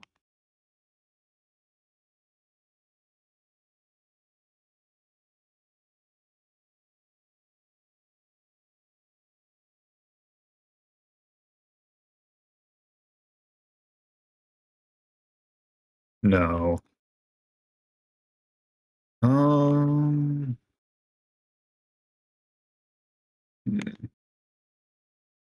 I talked to Pike. Actually, we hadn't talked to Ellis. It's quite amusing, all this hoopla over a mummy's curse, I must say. Not so amusing, of course, the murder of 3 Englishmen. Have any of your reporters uncovered anything new? Actually, I've been in Paris the past several weeks. Just returned to London on Tuesday. I've had no involvement with the writing of any of these articles. I believe they are all the work of Philip Travis. He's one of our young reporters. For a short time, he was the Egyptian correspondent. Was he sacked? No. He returned to London just a few days ago. I gather he was reassigned to cover the case from here because he had some familiarity with the murder in Egypt. Do you know Travis? No, never actually met the chap, although I hear he's a bit of an odd duck. Thanks for your help, Henry. Anytime. Let me know when you catch the mummy. That's one scoop I'd like to get. Okay.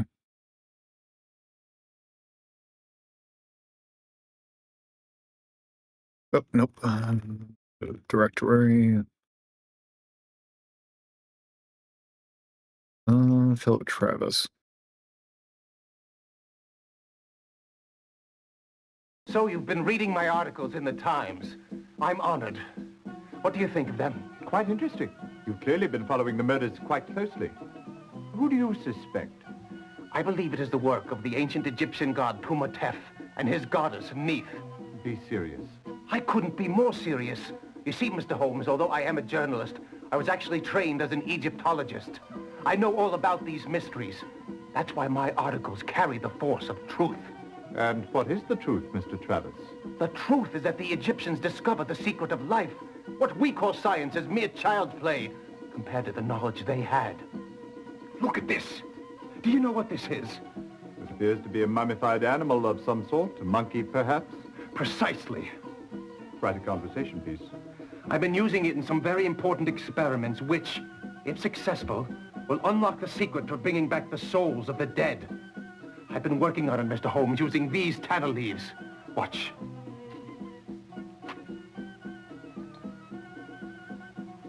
Uma lotus. Licantina. Burura.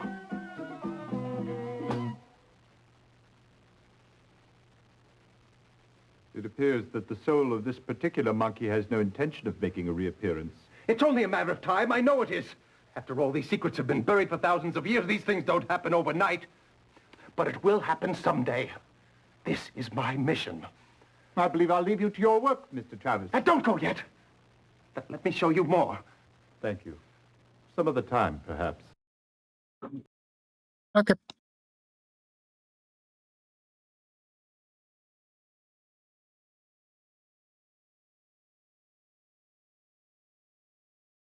All right.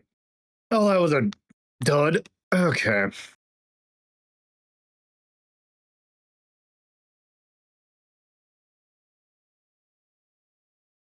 All right, Jasper. Let's see. Do you know? Beg your pardon, but could I have a word with you, Sir Jasper? Dr. Watson, of course.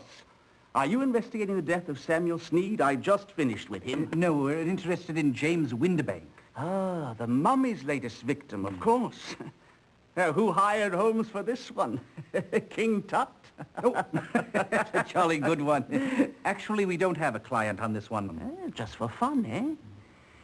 Well, about the only thing I can tell you is that that mummy has very powerful hands. What do you mean? The trachea was crushed along with one of the vertebrae of the neck. Death was instantaneous. Snap. But the paper's reports say that there were mummy wrappings found round the neck. Just window dressing. Without question, it was bare hands. The bruises and the way that the vertebrae was crushed leave no doubt about that. Thank you very much for your time, Sir Jasper. We're very much appreciative. Not at all, Watson. You will let me know when you've convicted the mummy. Beg your pardon? Well, so I can perform an autopsy on him. Would be most fascinating, don't you think?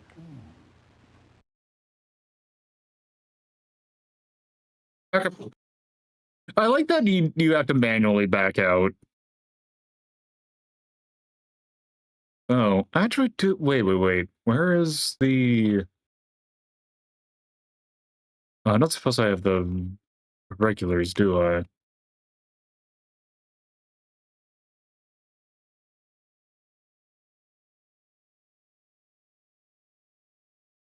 Yeah, because that's here. Oh, there's the ads. You're back. Oh.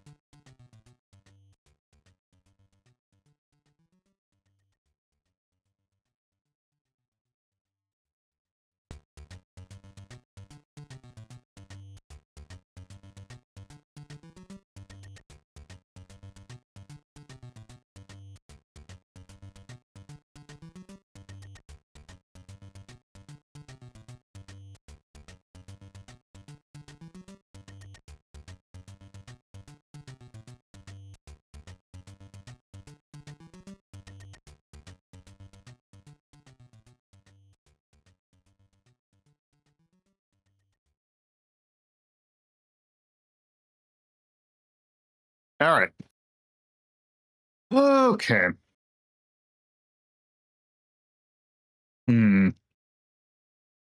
I'd do something real quick.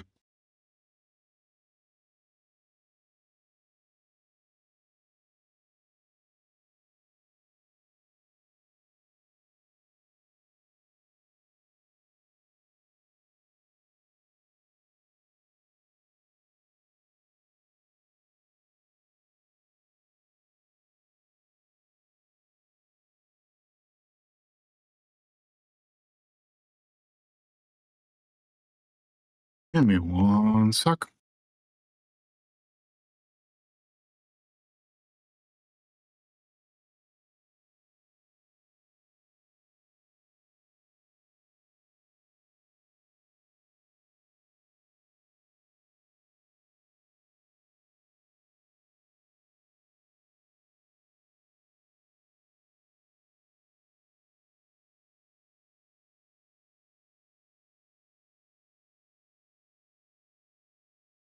No, I don't want the manual for the board game.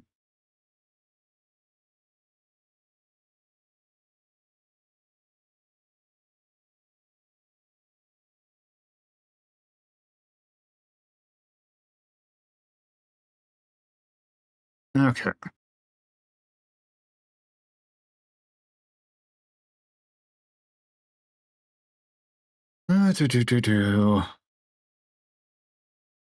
Let's have.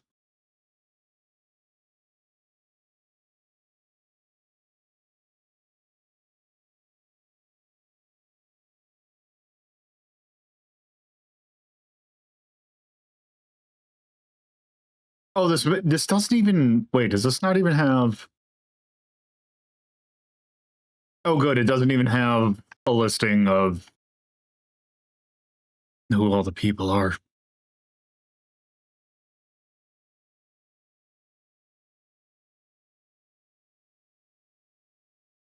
Okay.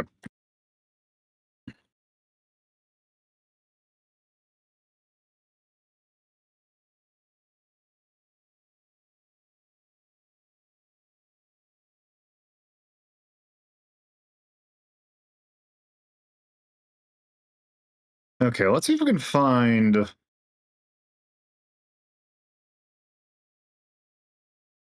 information. Let's see, says a chapter.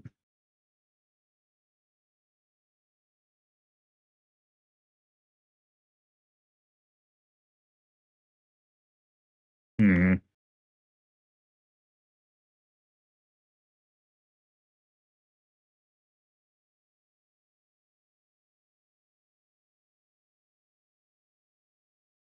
Oh, that is.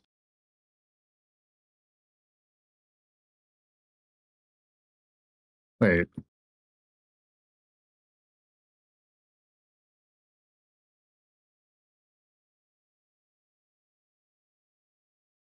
Okay, that's not. Andrew Weatherby. Let's see, any notes on him? Nothing on file. What about Windibank?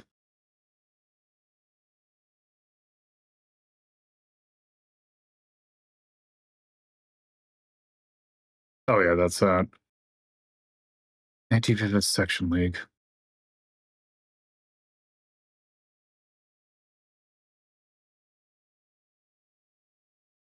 I'm gonna listen to this again. I know only a very little about two of the unfortunate gentlemen. I do recall that Turnbull was quite an eccentric chap. I don't believe he ever married, nor did he take his rightful place in London society.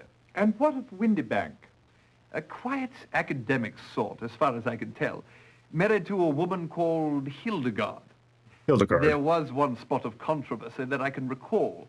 It seems a few years back he had a run-in with the Anti-Vivisectionist League. No, but of course.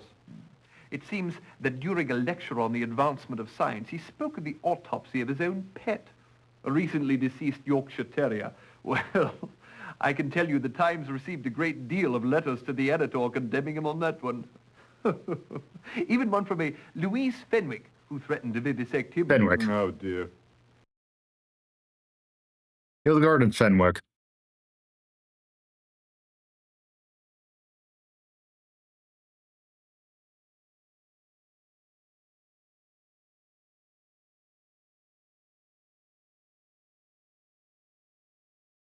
Let's see, Hildegard.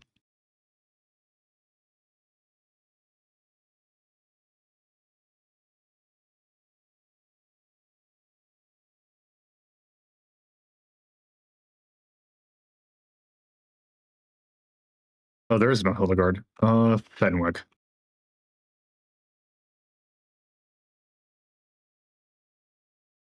Miss Louise Fenwick. I'm sorry, but I don't know anything about the death of old... whatever his name was. Andrew Weatherby. Fact is, I only saw the gentleman once, just as we were boarding. And I'll tell you, I resented the first officer's questioning us on the matter, and I resent yours. The whole voyage was a disaster from beginning to end. Our accommodations were positively abysmal. They wouldn't even let us bring Dickie into our cabin. Dickie? Her high-strung, distasteful little mutt. How can you say that, Merrill? You know Dickie is a blue-blooded Yorkshire Terrier. Mumsy will be with you in just a moment, Dickiekins. He's a bit under the weather, you know. That's why we were only able to stay in Egypt for 2 weeks. Dickie was so disappointed. He so wanted to see the Sphinx. Mr. Holmes is not interested in your incessant whining, Louise. Oh, now I whine, do I? There was a time you thought I had a lovely speaking voice.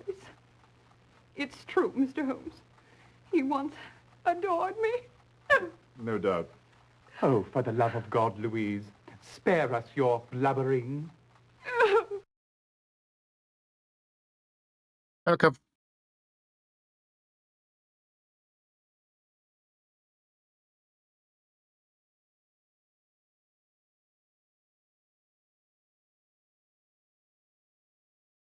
Okay. Okay, Meryl. Let me actually see if the regulars have anything on them.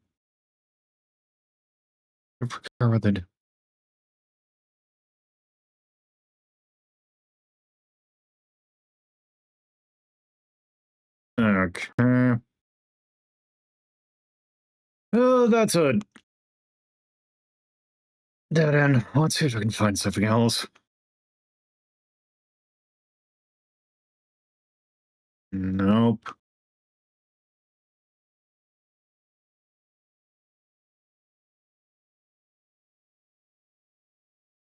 Oh, wait. Oh, there's multiple pages?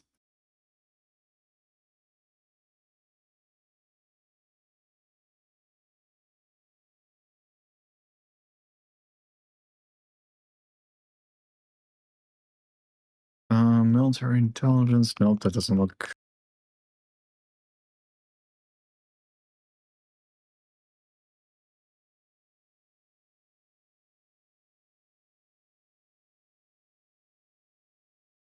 James Murderer? No.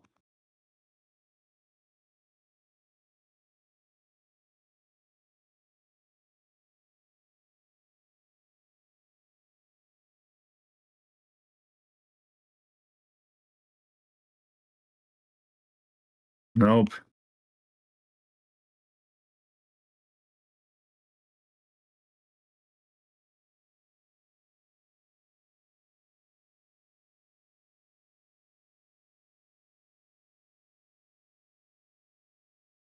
Nope.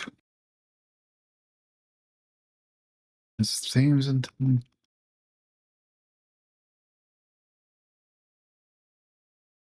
Okay, there's just 2 pages.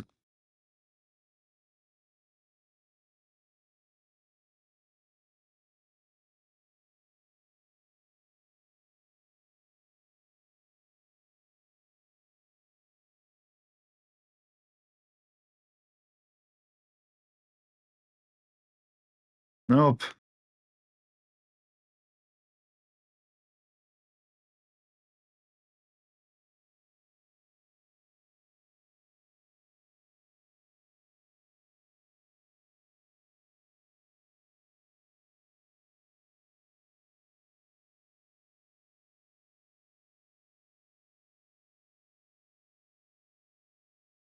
Hmm.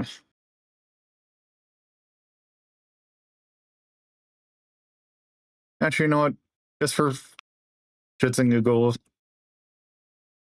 see if Mycroft is going to have anything to say. Pity. No.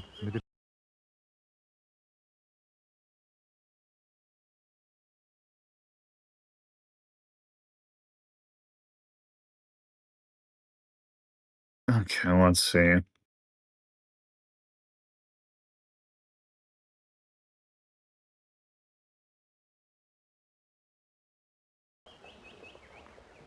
Well, Holmes, it appears we're out of luck. The clerk told me that O'Brien is off on holiday. Yeah, that's not gonna do anything.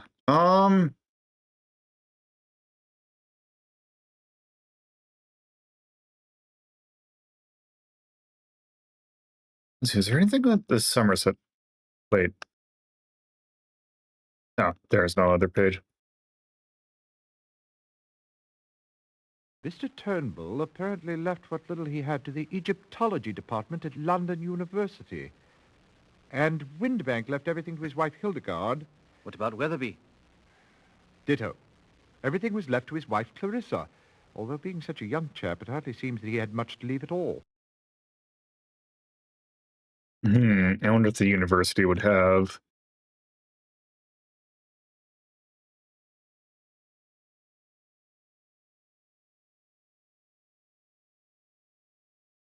University of London.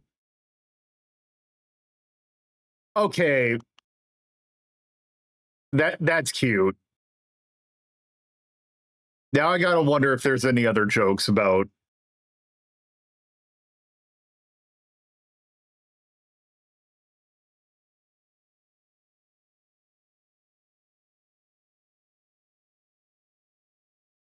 Sorry, Holmes. No information here. Then let's not dawdle, Watson. There's work to be done.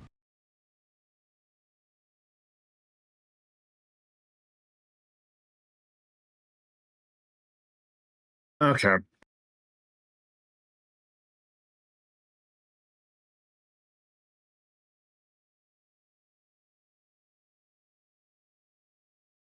Um.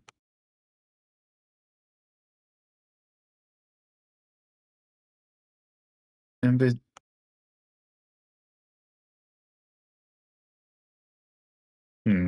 the archaeology society have anything to say? How unfortunate. There's not a soul in sight. Damn.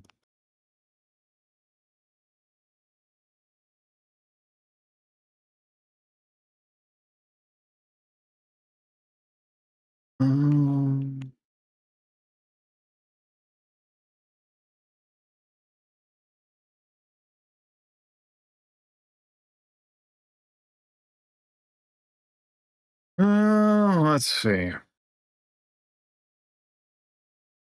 Um.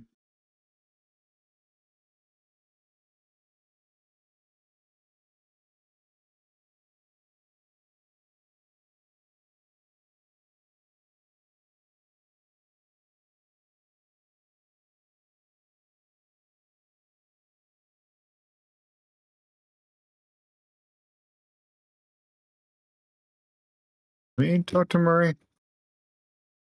Pettigrew wrote this book over 50 years ago, and there's still nothing better on the subject.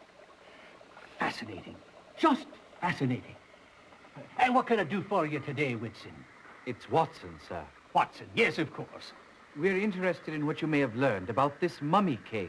Oh, so these days it's mummies you're chasing down with that fella Holmes. It's Holmes, sir. That's just what I said now, isn't it, Whitson? Yes, I believe you did, sir. Let me show you what I found so far. This is the bit of linen that was found round the neck of James Windibank. I examined it thoroughly, and it is quite old, perhaps thousands of years. However, it is not the murder weapon. Are you certain of that? Aye. The linen is quite old, but it's not at all strong enough to strangle a grown man. Very interesting, sir. I also found something quite fascinating. Take a look through this glass. Do you see those short hairs on the fabric? They look precisely like hairs. Of course they look like hairs. But what kind of hairs? They're not human hairs. They're dog hairs. Now, look at this. This piece of linen was found round the neck of the victim on board the ship. Well, his name was Leatherby or something. It is also quite old, and on it I found more hairs. More dog hairs? No, my dear man, monkey hairs. I've not yet been able to identify the precise species, but it's just extraordinary, isn't it? Quite. But what do you think it all means? Well, I'm not the sort who likes to jump to conclusions, Whitson. But I can assure you that neither of these bandages were the murder weapons. That weird guy had a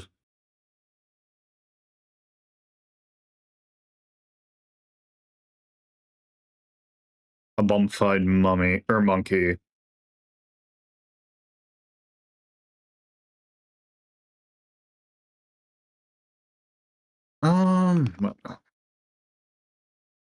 What ro-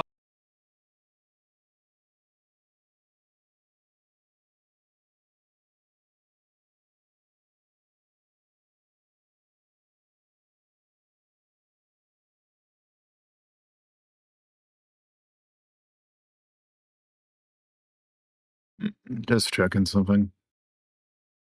Real quick.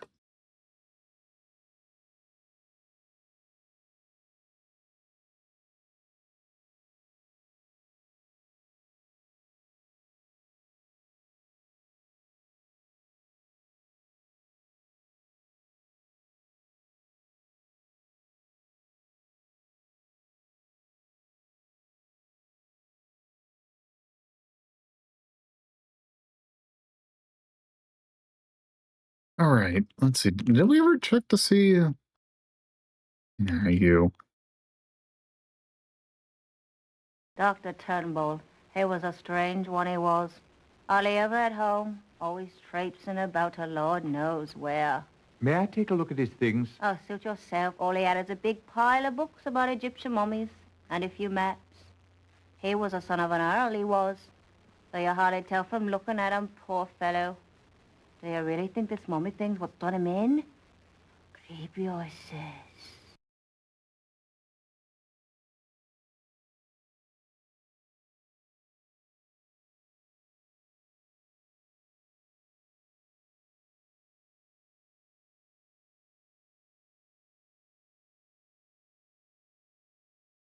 I forgot. Did we check the homes of Weatherby and Windibank?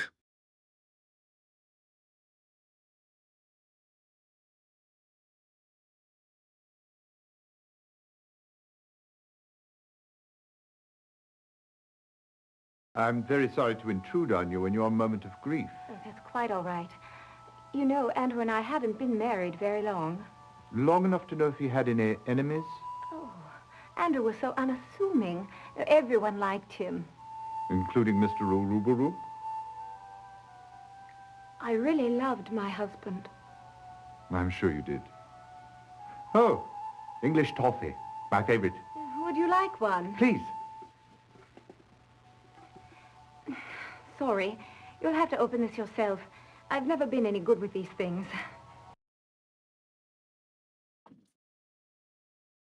Also, what were the moves that she said? That sounds like it just went up. I don't know. Maybe there is. If I look at A. Outside. No.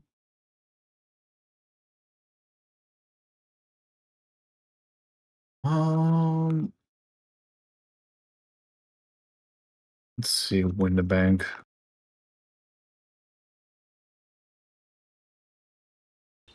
All this way and not a clue to help us solve this case.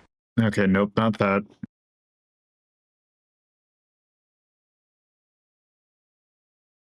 Actually, I wonder, does the regulars have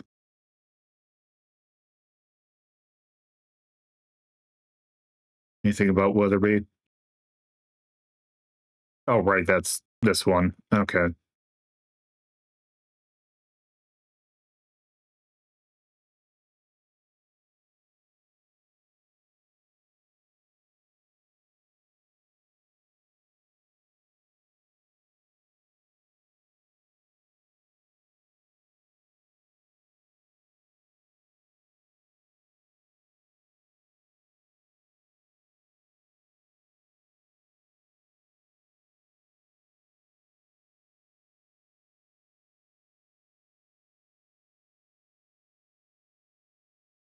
Let's see.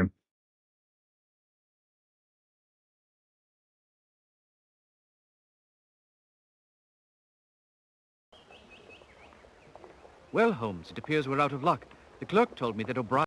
Okay, right. Okay, Lestrade didn't really have much.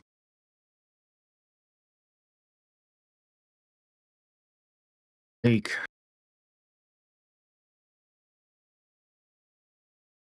What's that? Oh, maybe he might. There was a couple of blokes in here just a fortnight ago what mentioned the Eastern Empress. Never seen 'em before. Haven't seen 'em since. One was a swarthy fellow, Arab unless I miss my guess. The other was an old English gent.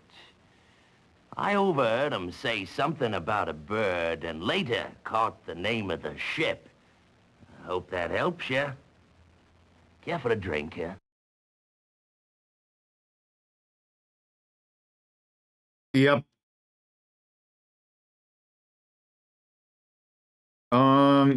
Well, time to do...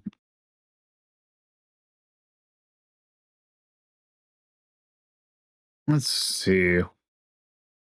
It's only... Nope. Well, Holmes...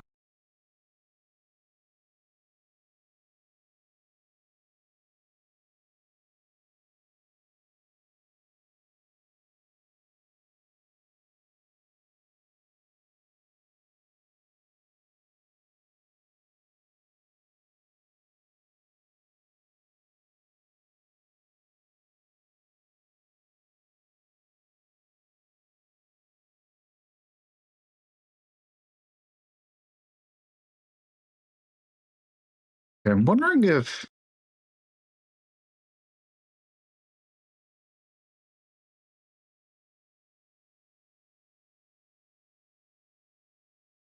nope.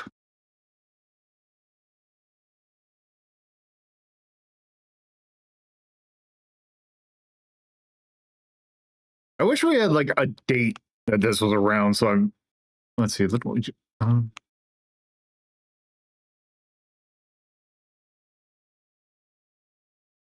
okay, that probably isn't it.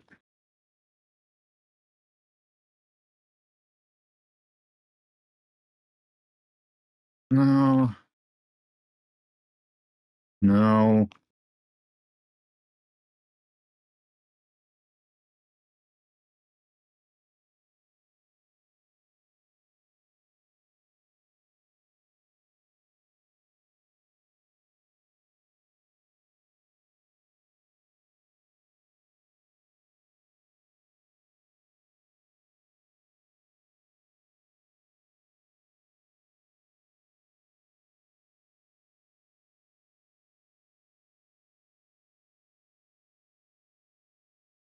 Okay, malicious inhabitants? Nope.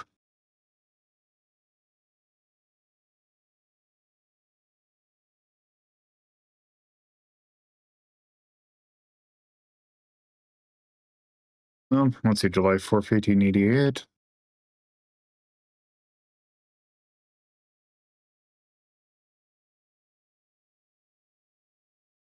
Killing? Nope.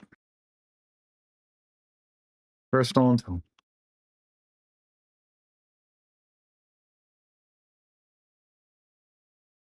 Entertainments. Miscellaneous.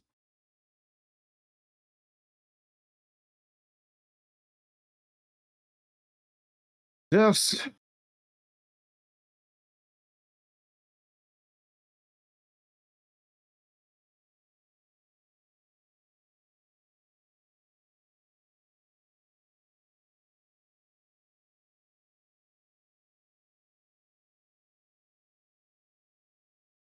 Let's see, anything here. Society burglar. Base intelligence of France and Italy.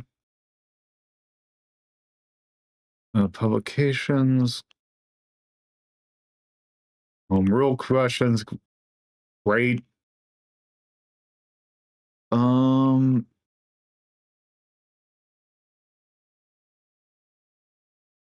Multiple jewels stolen.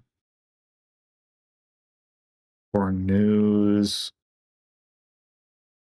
Okay, that's not related to this. U.S.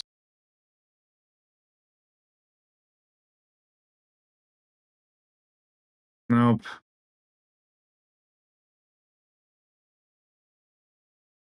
Okay, I don't think that's the one we want.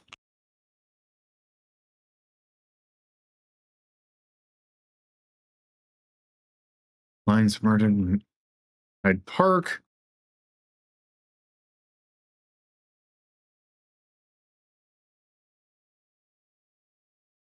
Entertainment.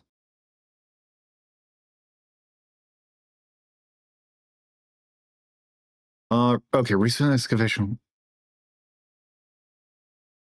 A lecture when what dealt with the excavation method and archaeologist James Winterbank and it we're embarking this week on a new Egyptian. Pet's tomb at the near Oxford. It is illustrated by photographs shown on screen. I don't think this is, well, you can probably guess wrong, but it really seems like this a lot of this is you're just trying to figure out what the things are just by reading everything. Right, this one. Treasure Seeker, let's see. Okay, that wasn't is vaguely it. Accident Docks.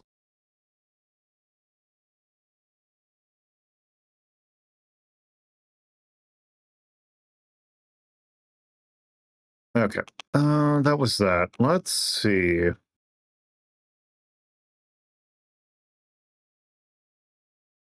Let's see, entertainment.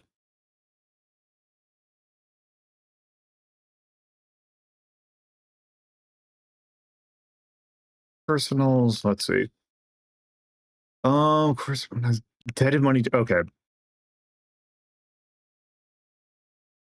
Was found dead in the tomb early this morning. This inner chamber itself. The party was in.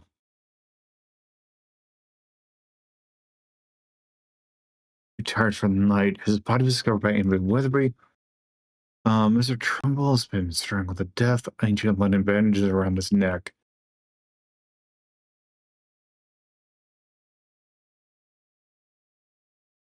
God, town left. And this goddess.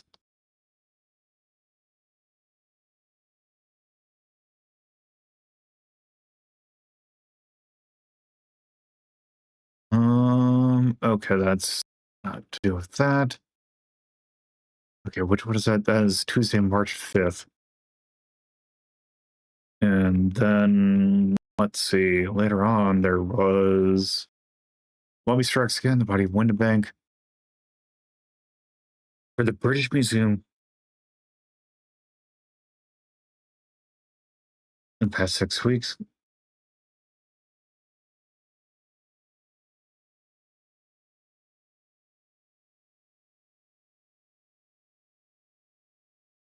The Jardine ship, the Eastern Empress. Captain Herman Ramsey. Herman Ramsey and Luther Tenney.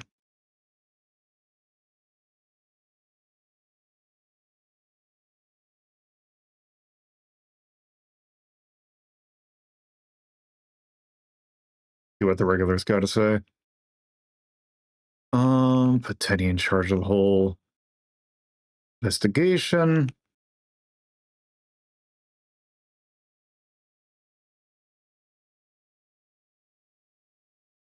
Passengers were curious lot. Teddy found the stiff. Okay. Well, let's pay Teddy a visit.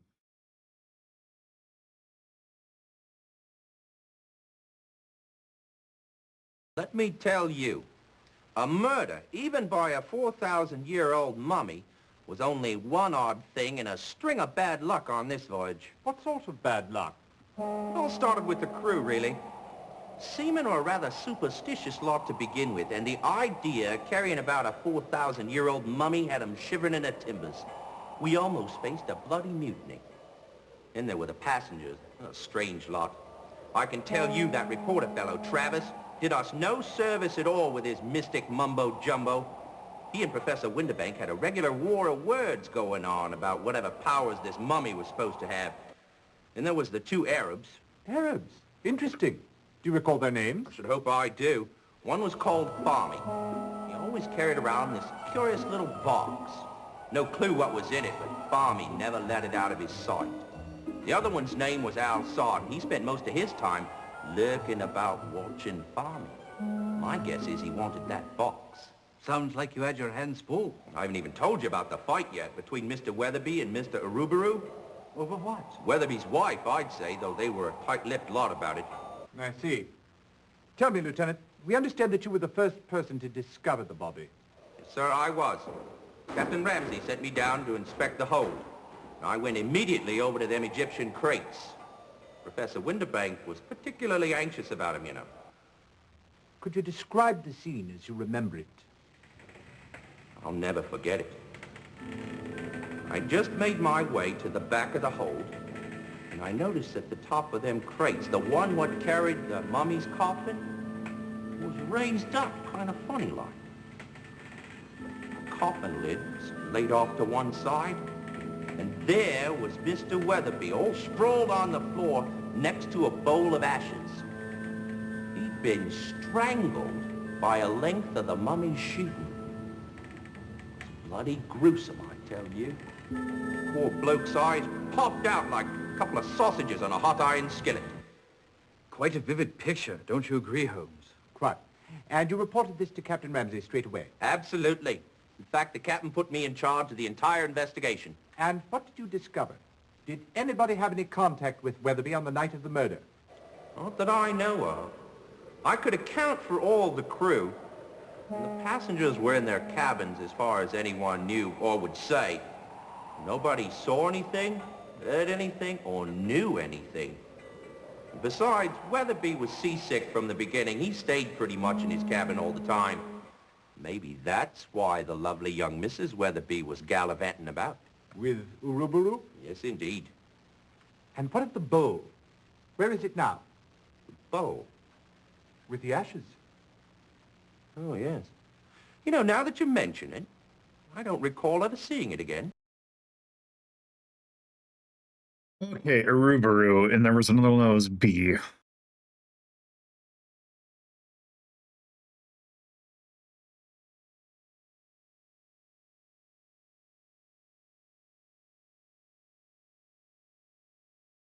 If this is an inconvenient time, perhaps I could come back, Mr. Uruburu. I wouldn't hear of it. Just a bit of a hangover. I've weathered plenty worse than this. I'm investigating the death of Andrew Weatherby. You were on the ship with him out of Cairo. Did you happen to make his acquaintance? Weatherby, a most tedious fellow. So tedious, one might want to do him in. Don't be preposterous. In my condition, I couldn't have done anything of the sort. What condition was that? And I thought you were a great detective. The first night out, a few of us threw a bit of a bash that went on until we docked in London. Did Mrs. Weatherby attend this particular bash? She was the guest of honor, you might say. Hmm.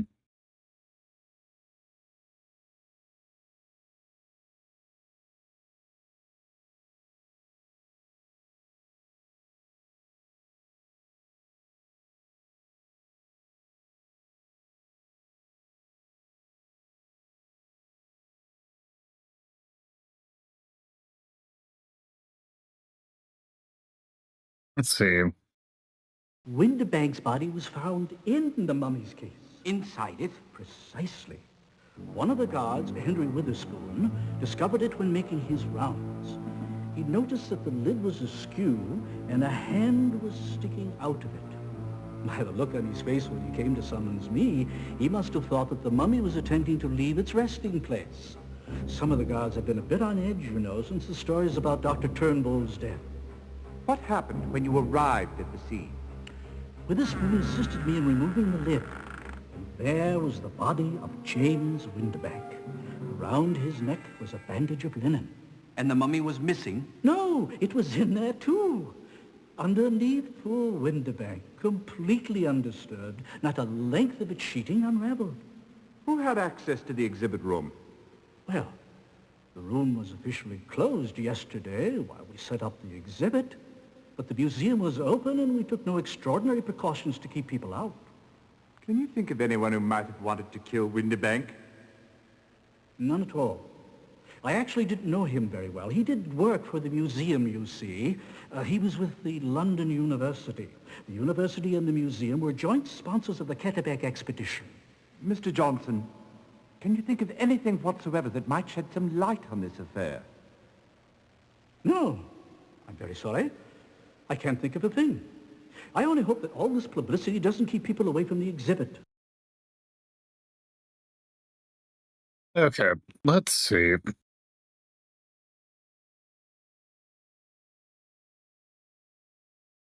There's a name in there. Windibank. Could there be...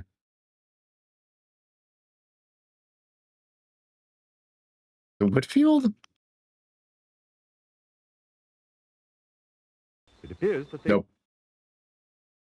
All right. Let's see.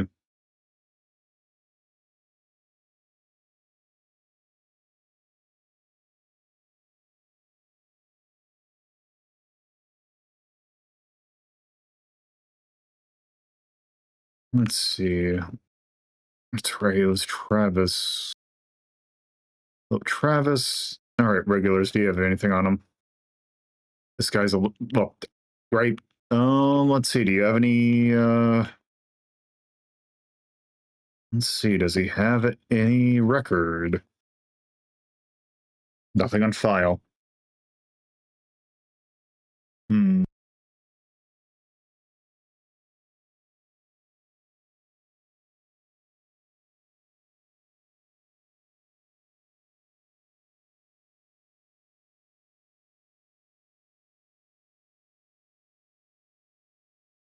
Actually, yeah. What was the? Let's see. What did the regulars say? Because yeah, it was outside. This one for you. Oh, you ran. Assad has been murdered. Thinks the butler did it. I guess got no for help from him.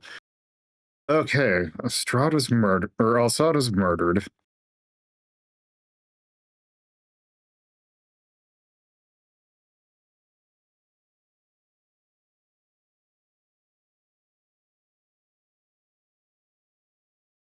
Oh wait, it's not.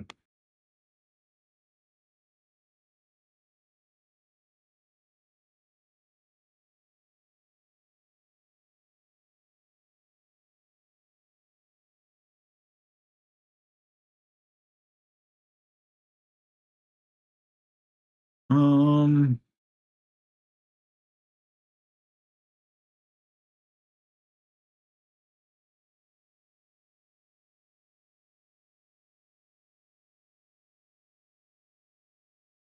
Oh wait,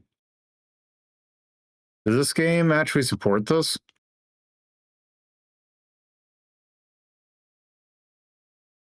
I'm very sorry to intrude on you in your moment of grief. Oh, that's quite all right. You know, Andrew and I haven't been married very long. Long enough to know if you had any enemies? Okay, I didn't know if it would, because now that we know that Weatherby's wife was having an affair or was getting on with other people, I didn't know if it would play a different video. Let's. Yeah, because I assume that this. Yeah, I'm assuming that this doesn't have any like flags for changing things.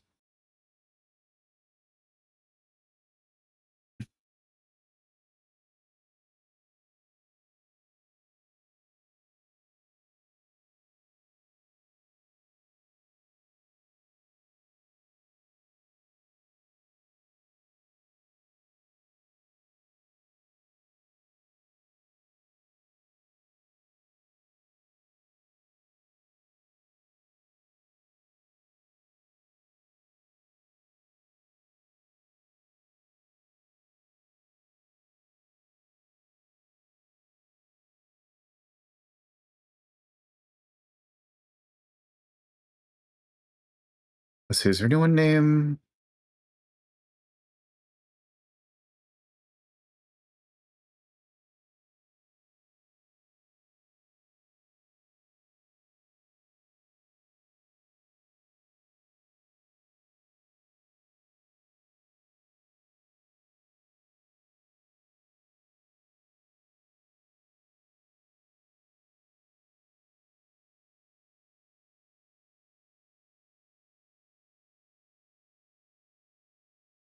So is this? Hello?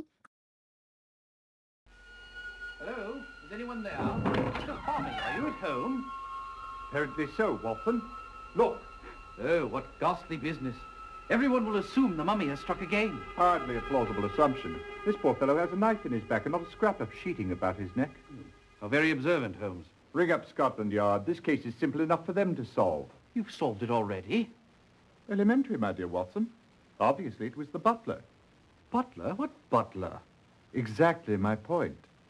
A man as wealthy as Akram Fahmy would always have a manservant about him. After the foul deed, this one obviously beat a hasty retreat. Okay. Cool. So they're both dead.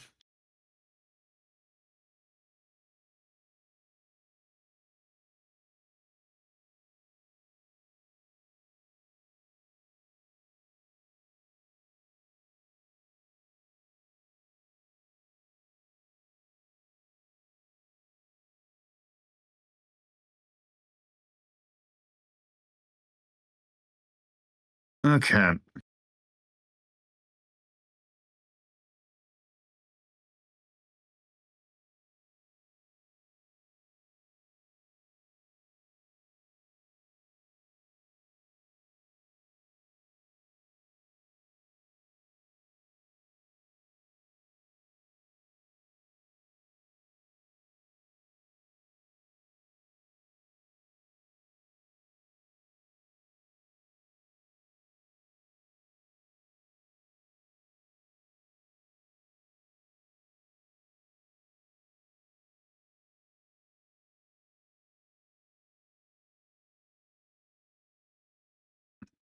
Such a tragedy.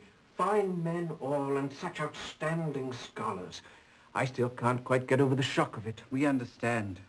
Professor, we're looking for background information on these three men so that we can understand how their murders might tie together. Well, let me begin with Dr. Turnbull. Ebenezer Turnbull was responsible for organizing the Carteret expedition. Quite a remarkable man, really. This was the first time he teamed up with James Windibank. Professor Windibank was one of our most popular lecturers. In fact, several of his former students were also eager to accompany him. I recall him saying that he was having difficulty choosing. Weatherby turned out to be the lucky one, though it seems far from it now, doesn't it? I suppose Smith and Travis turned out to be the lucky ones after all. Smith and Travis? Peter Smith accepted the invitation to join another expedition. As for Philip Travis, he was quite keen on accompanying Professor Windibank. In fact, he became exceedingly upset when Andrew Weatherby, a postgraduate student in the department, was chosen instead. Took it rather personally, I should say. Okay.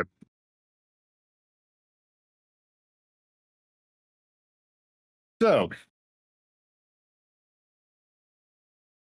let's look at Smith.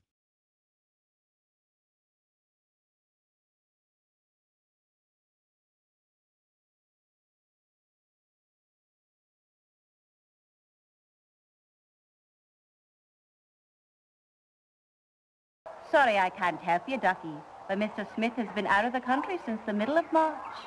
He's a good-looking bloke, except for the dirt under his fingernails. Okay, well, that went nowhere. So,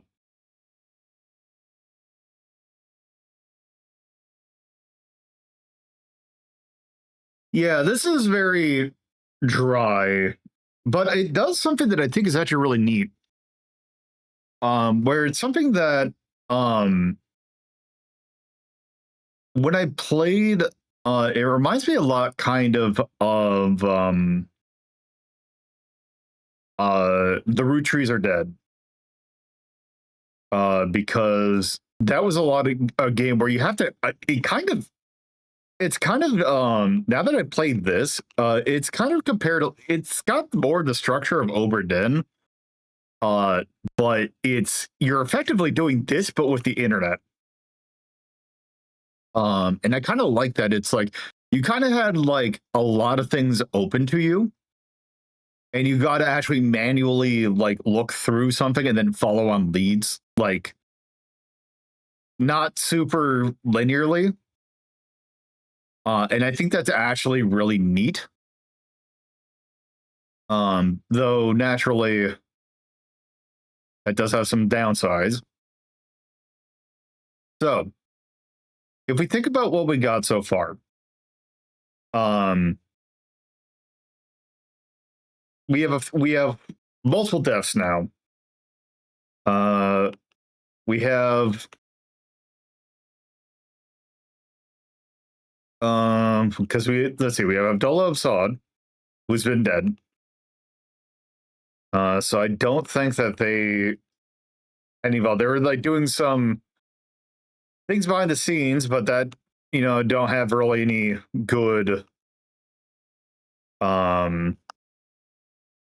anything to go on. Same with Akram Fahmy. They also didn't they're now dead. We don't know how, but they were holding a box of ashes. Arubaru just seems like a rich asshole. We don't really have any motive for death. That being said, it is looking pretty clear that Travis, let's see, what is your full name? That Philip Travis.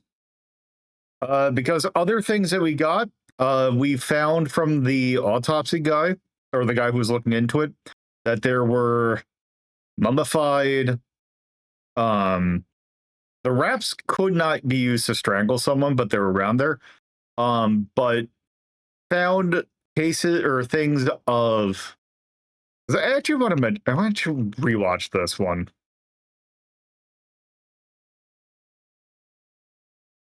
So you've been reading my articles in the Times.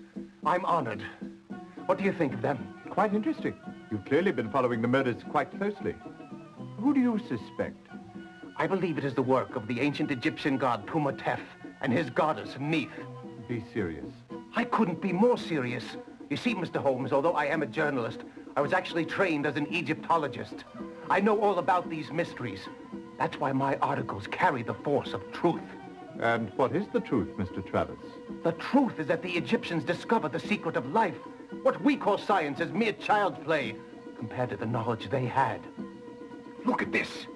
Do you know what this is? It appears to be a mummified animal of some sort. A monkey, perhaps? Precisely. Write a conversation piece. I've been using it in some very important experiments which, if successful, will unlock the secret for bringing back the souls of the dead. I've been working on it, Mr. Holmes, using these tanner leaves. Watch.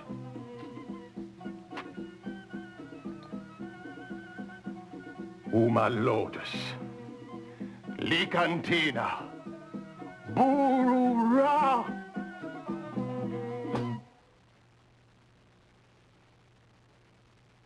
It appears that the soul of this particular monkey has no intention of making a reappearance.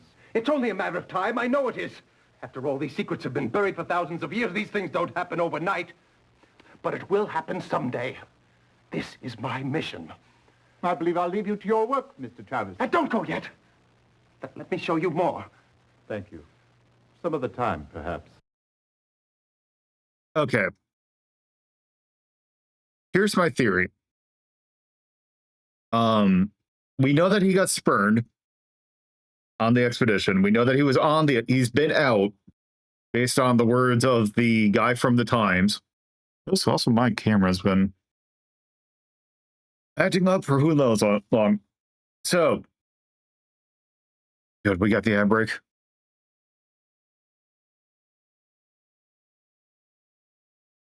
So, what I'm thinking might be the case is that Travis killed Weatherby and Windibank. I would say Windibank or Weatherby out of or what I think that he's doing is that the wrap was found around the neck. What I'm thinking he is trying to do was, based on the words that the deaths were by the Egyptian gods, that I think, I'm going to change the camera angle. Give me a sec. I really need to tape this down so I can press it. There we go.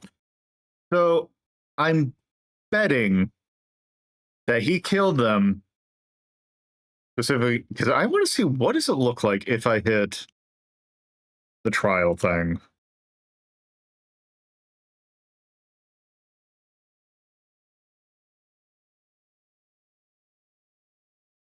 Terribly sorry. It seems you need to turn up a clue or so more before the case can be judged. Please do continue. Oh, okay. So you have to do... Wait, turn up a clue. Oh, so you have to manually go... Oh, we have to look at everything, and I don't know how far back we are.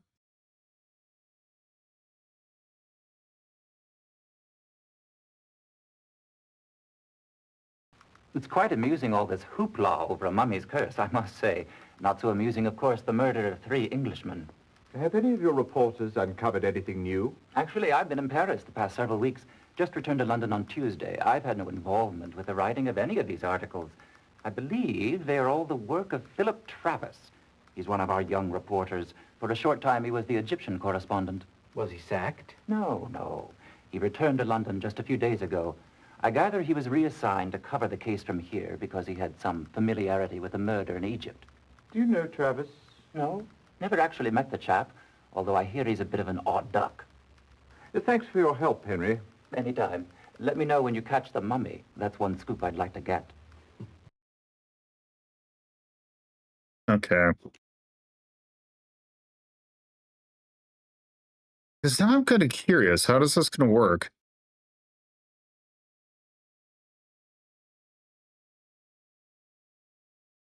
Terribly sorry. It seems you need to turn up a clue or so more before the case can be judged. Please do continue.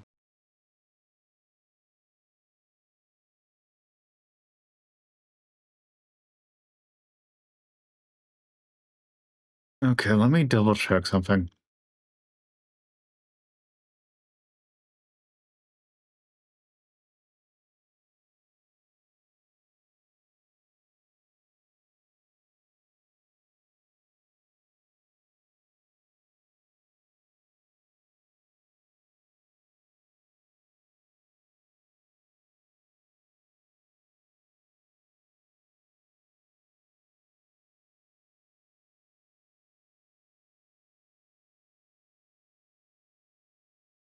Apparently I need to go...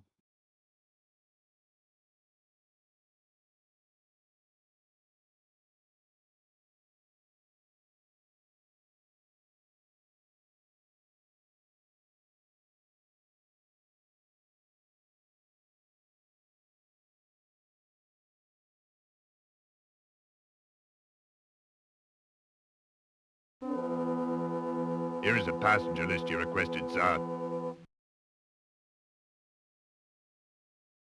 Ah, okay.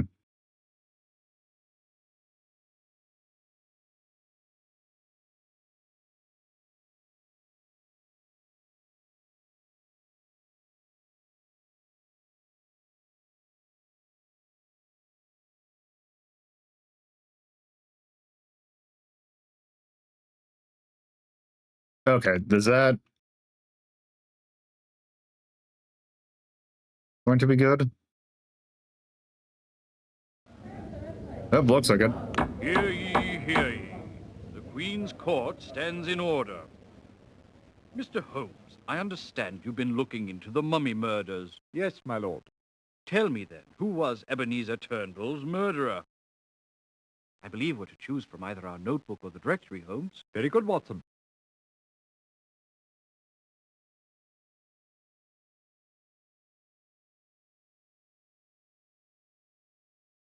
Okay, so let's try Travis.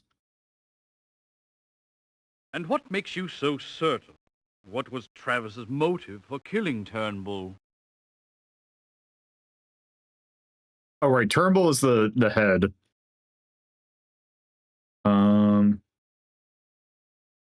Nope, that wasn't it. Nope, it wasn't that.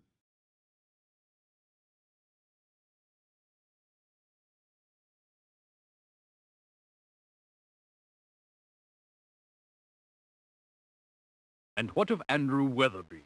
Who murdered him?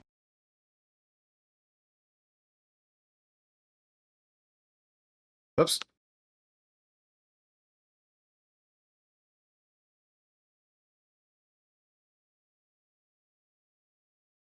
Same deal.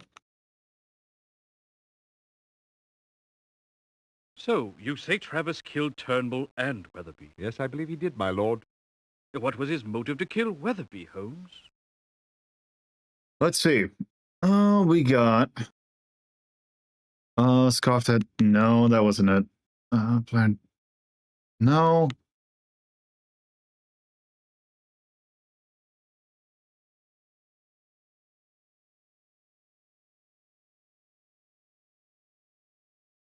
Yeah, because it wasn't Weatherby that was chosen, it was someone else.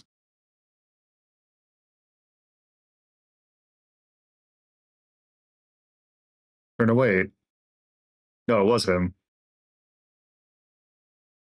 Ah, revenge. The oldest motive in the book. Now, Holmes, who murdered James Windibank? Well, might as well go for a threefer.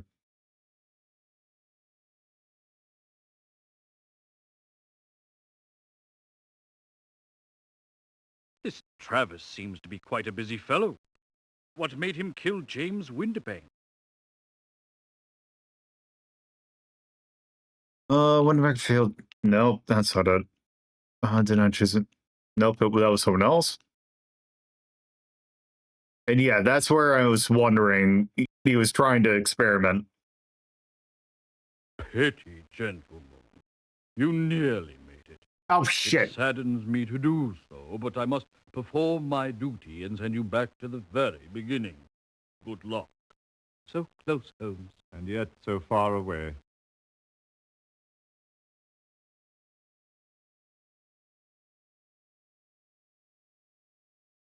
Oh, let's see.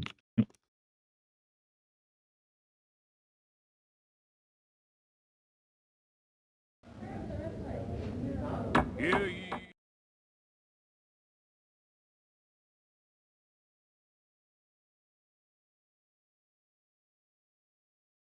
So I guess there is technically a fail state. And what makes you so certain? What was Travis's motive for killing Turnbull?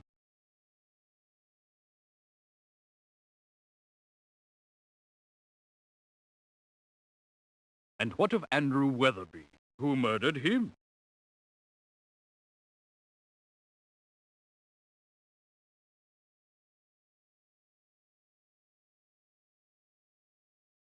So, you say Travis killed Turnbull and Weatherby? Yes, I believe he did, my lord. I'll say Scruffo. What was his motive to kill Weatherby, Holmes?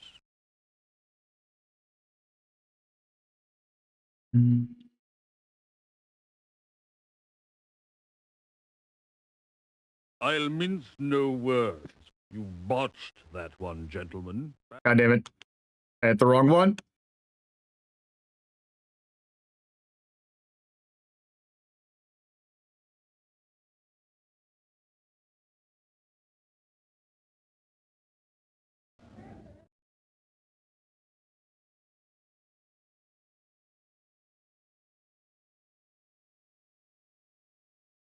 And what makes you so certain? What was Travis's motive for killing Turnbull?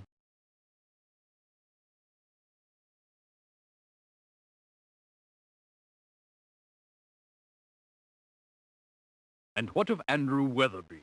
Who murdered him?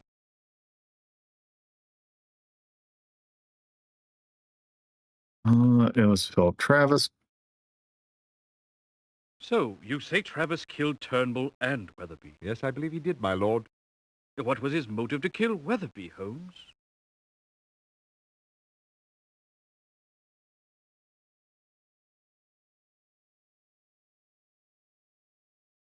Ah, revenge. The oldest motive in the book. Now, Holmes, who murdered James Windibank? All right.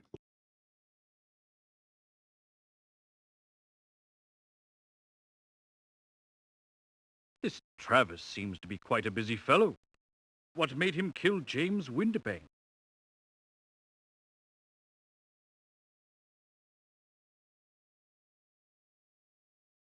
Excellent job, gentlemen. You have solved the case to my satisfaction. The court stands in recess. Until next time, of course.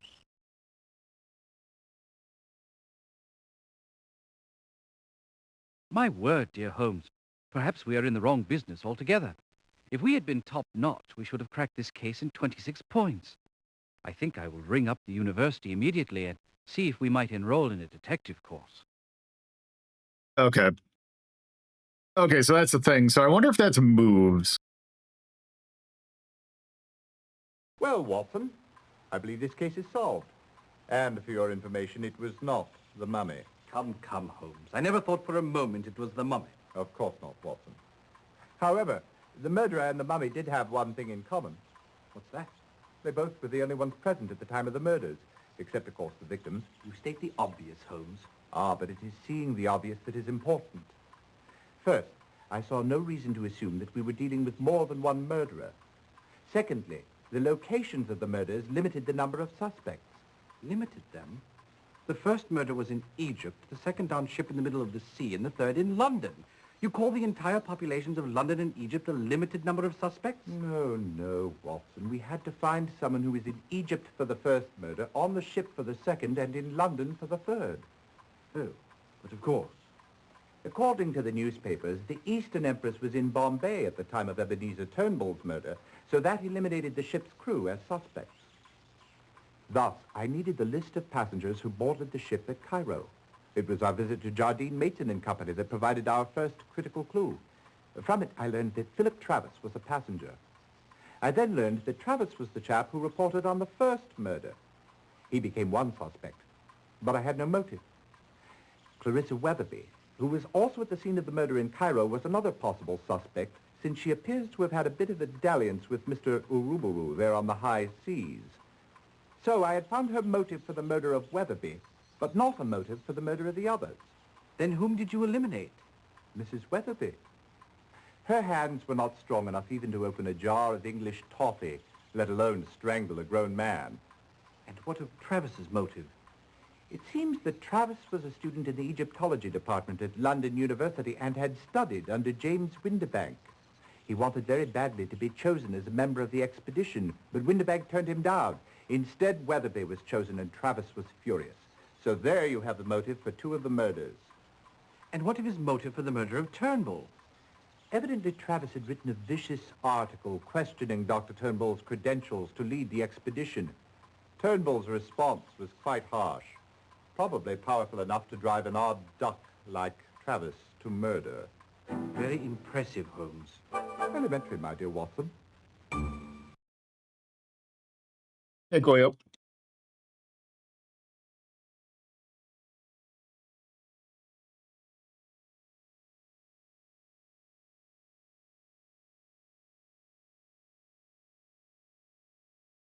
All right.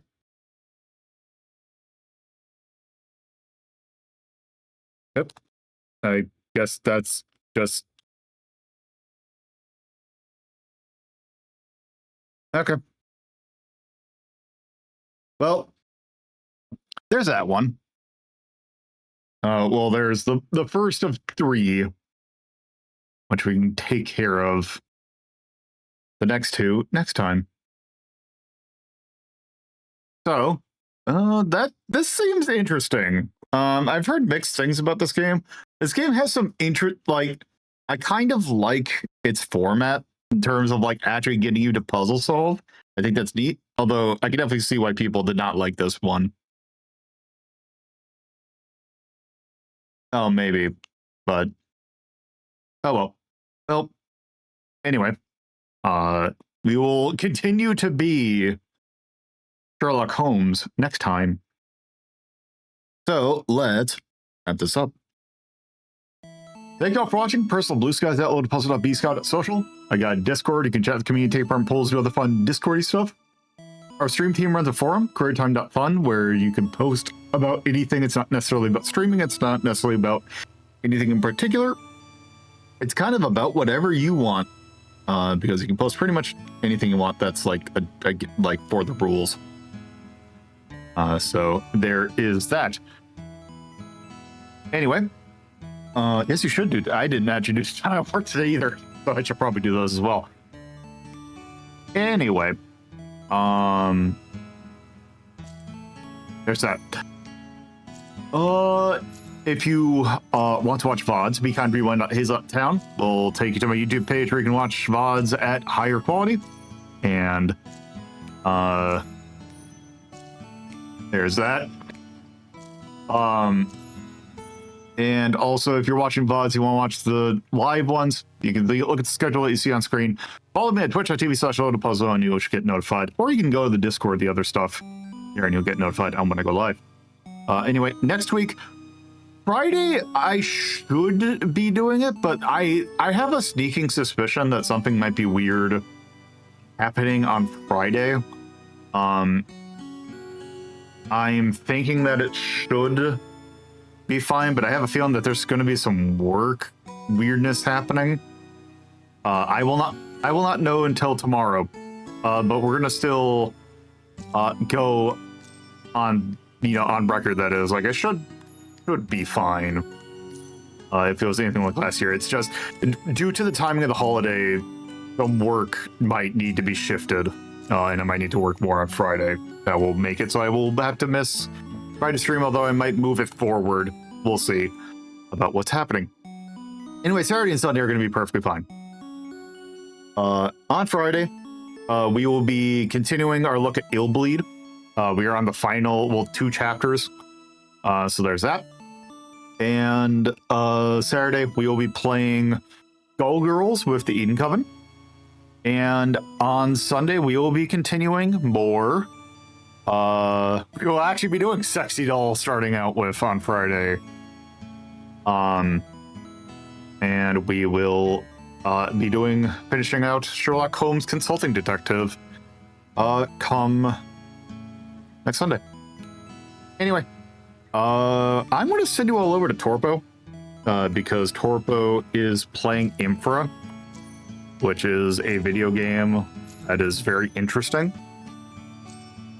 If you like being a Finnish infrastructural engineer investigator, actually very investigatory video game.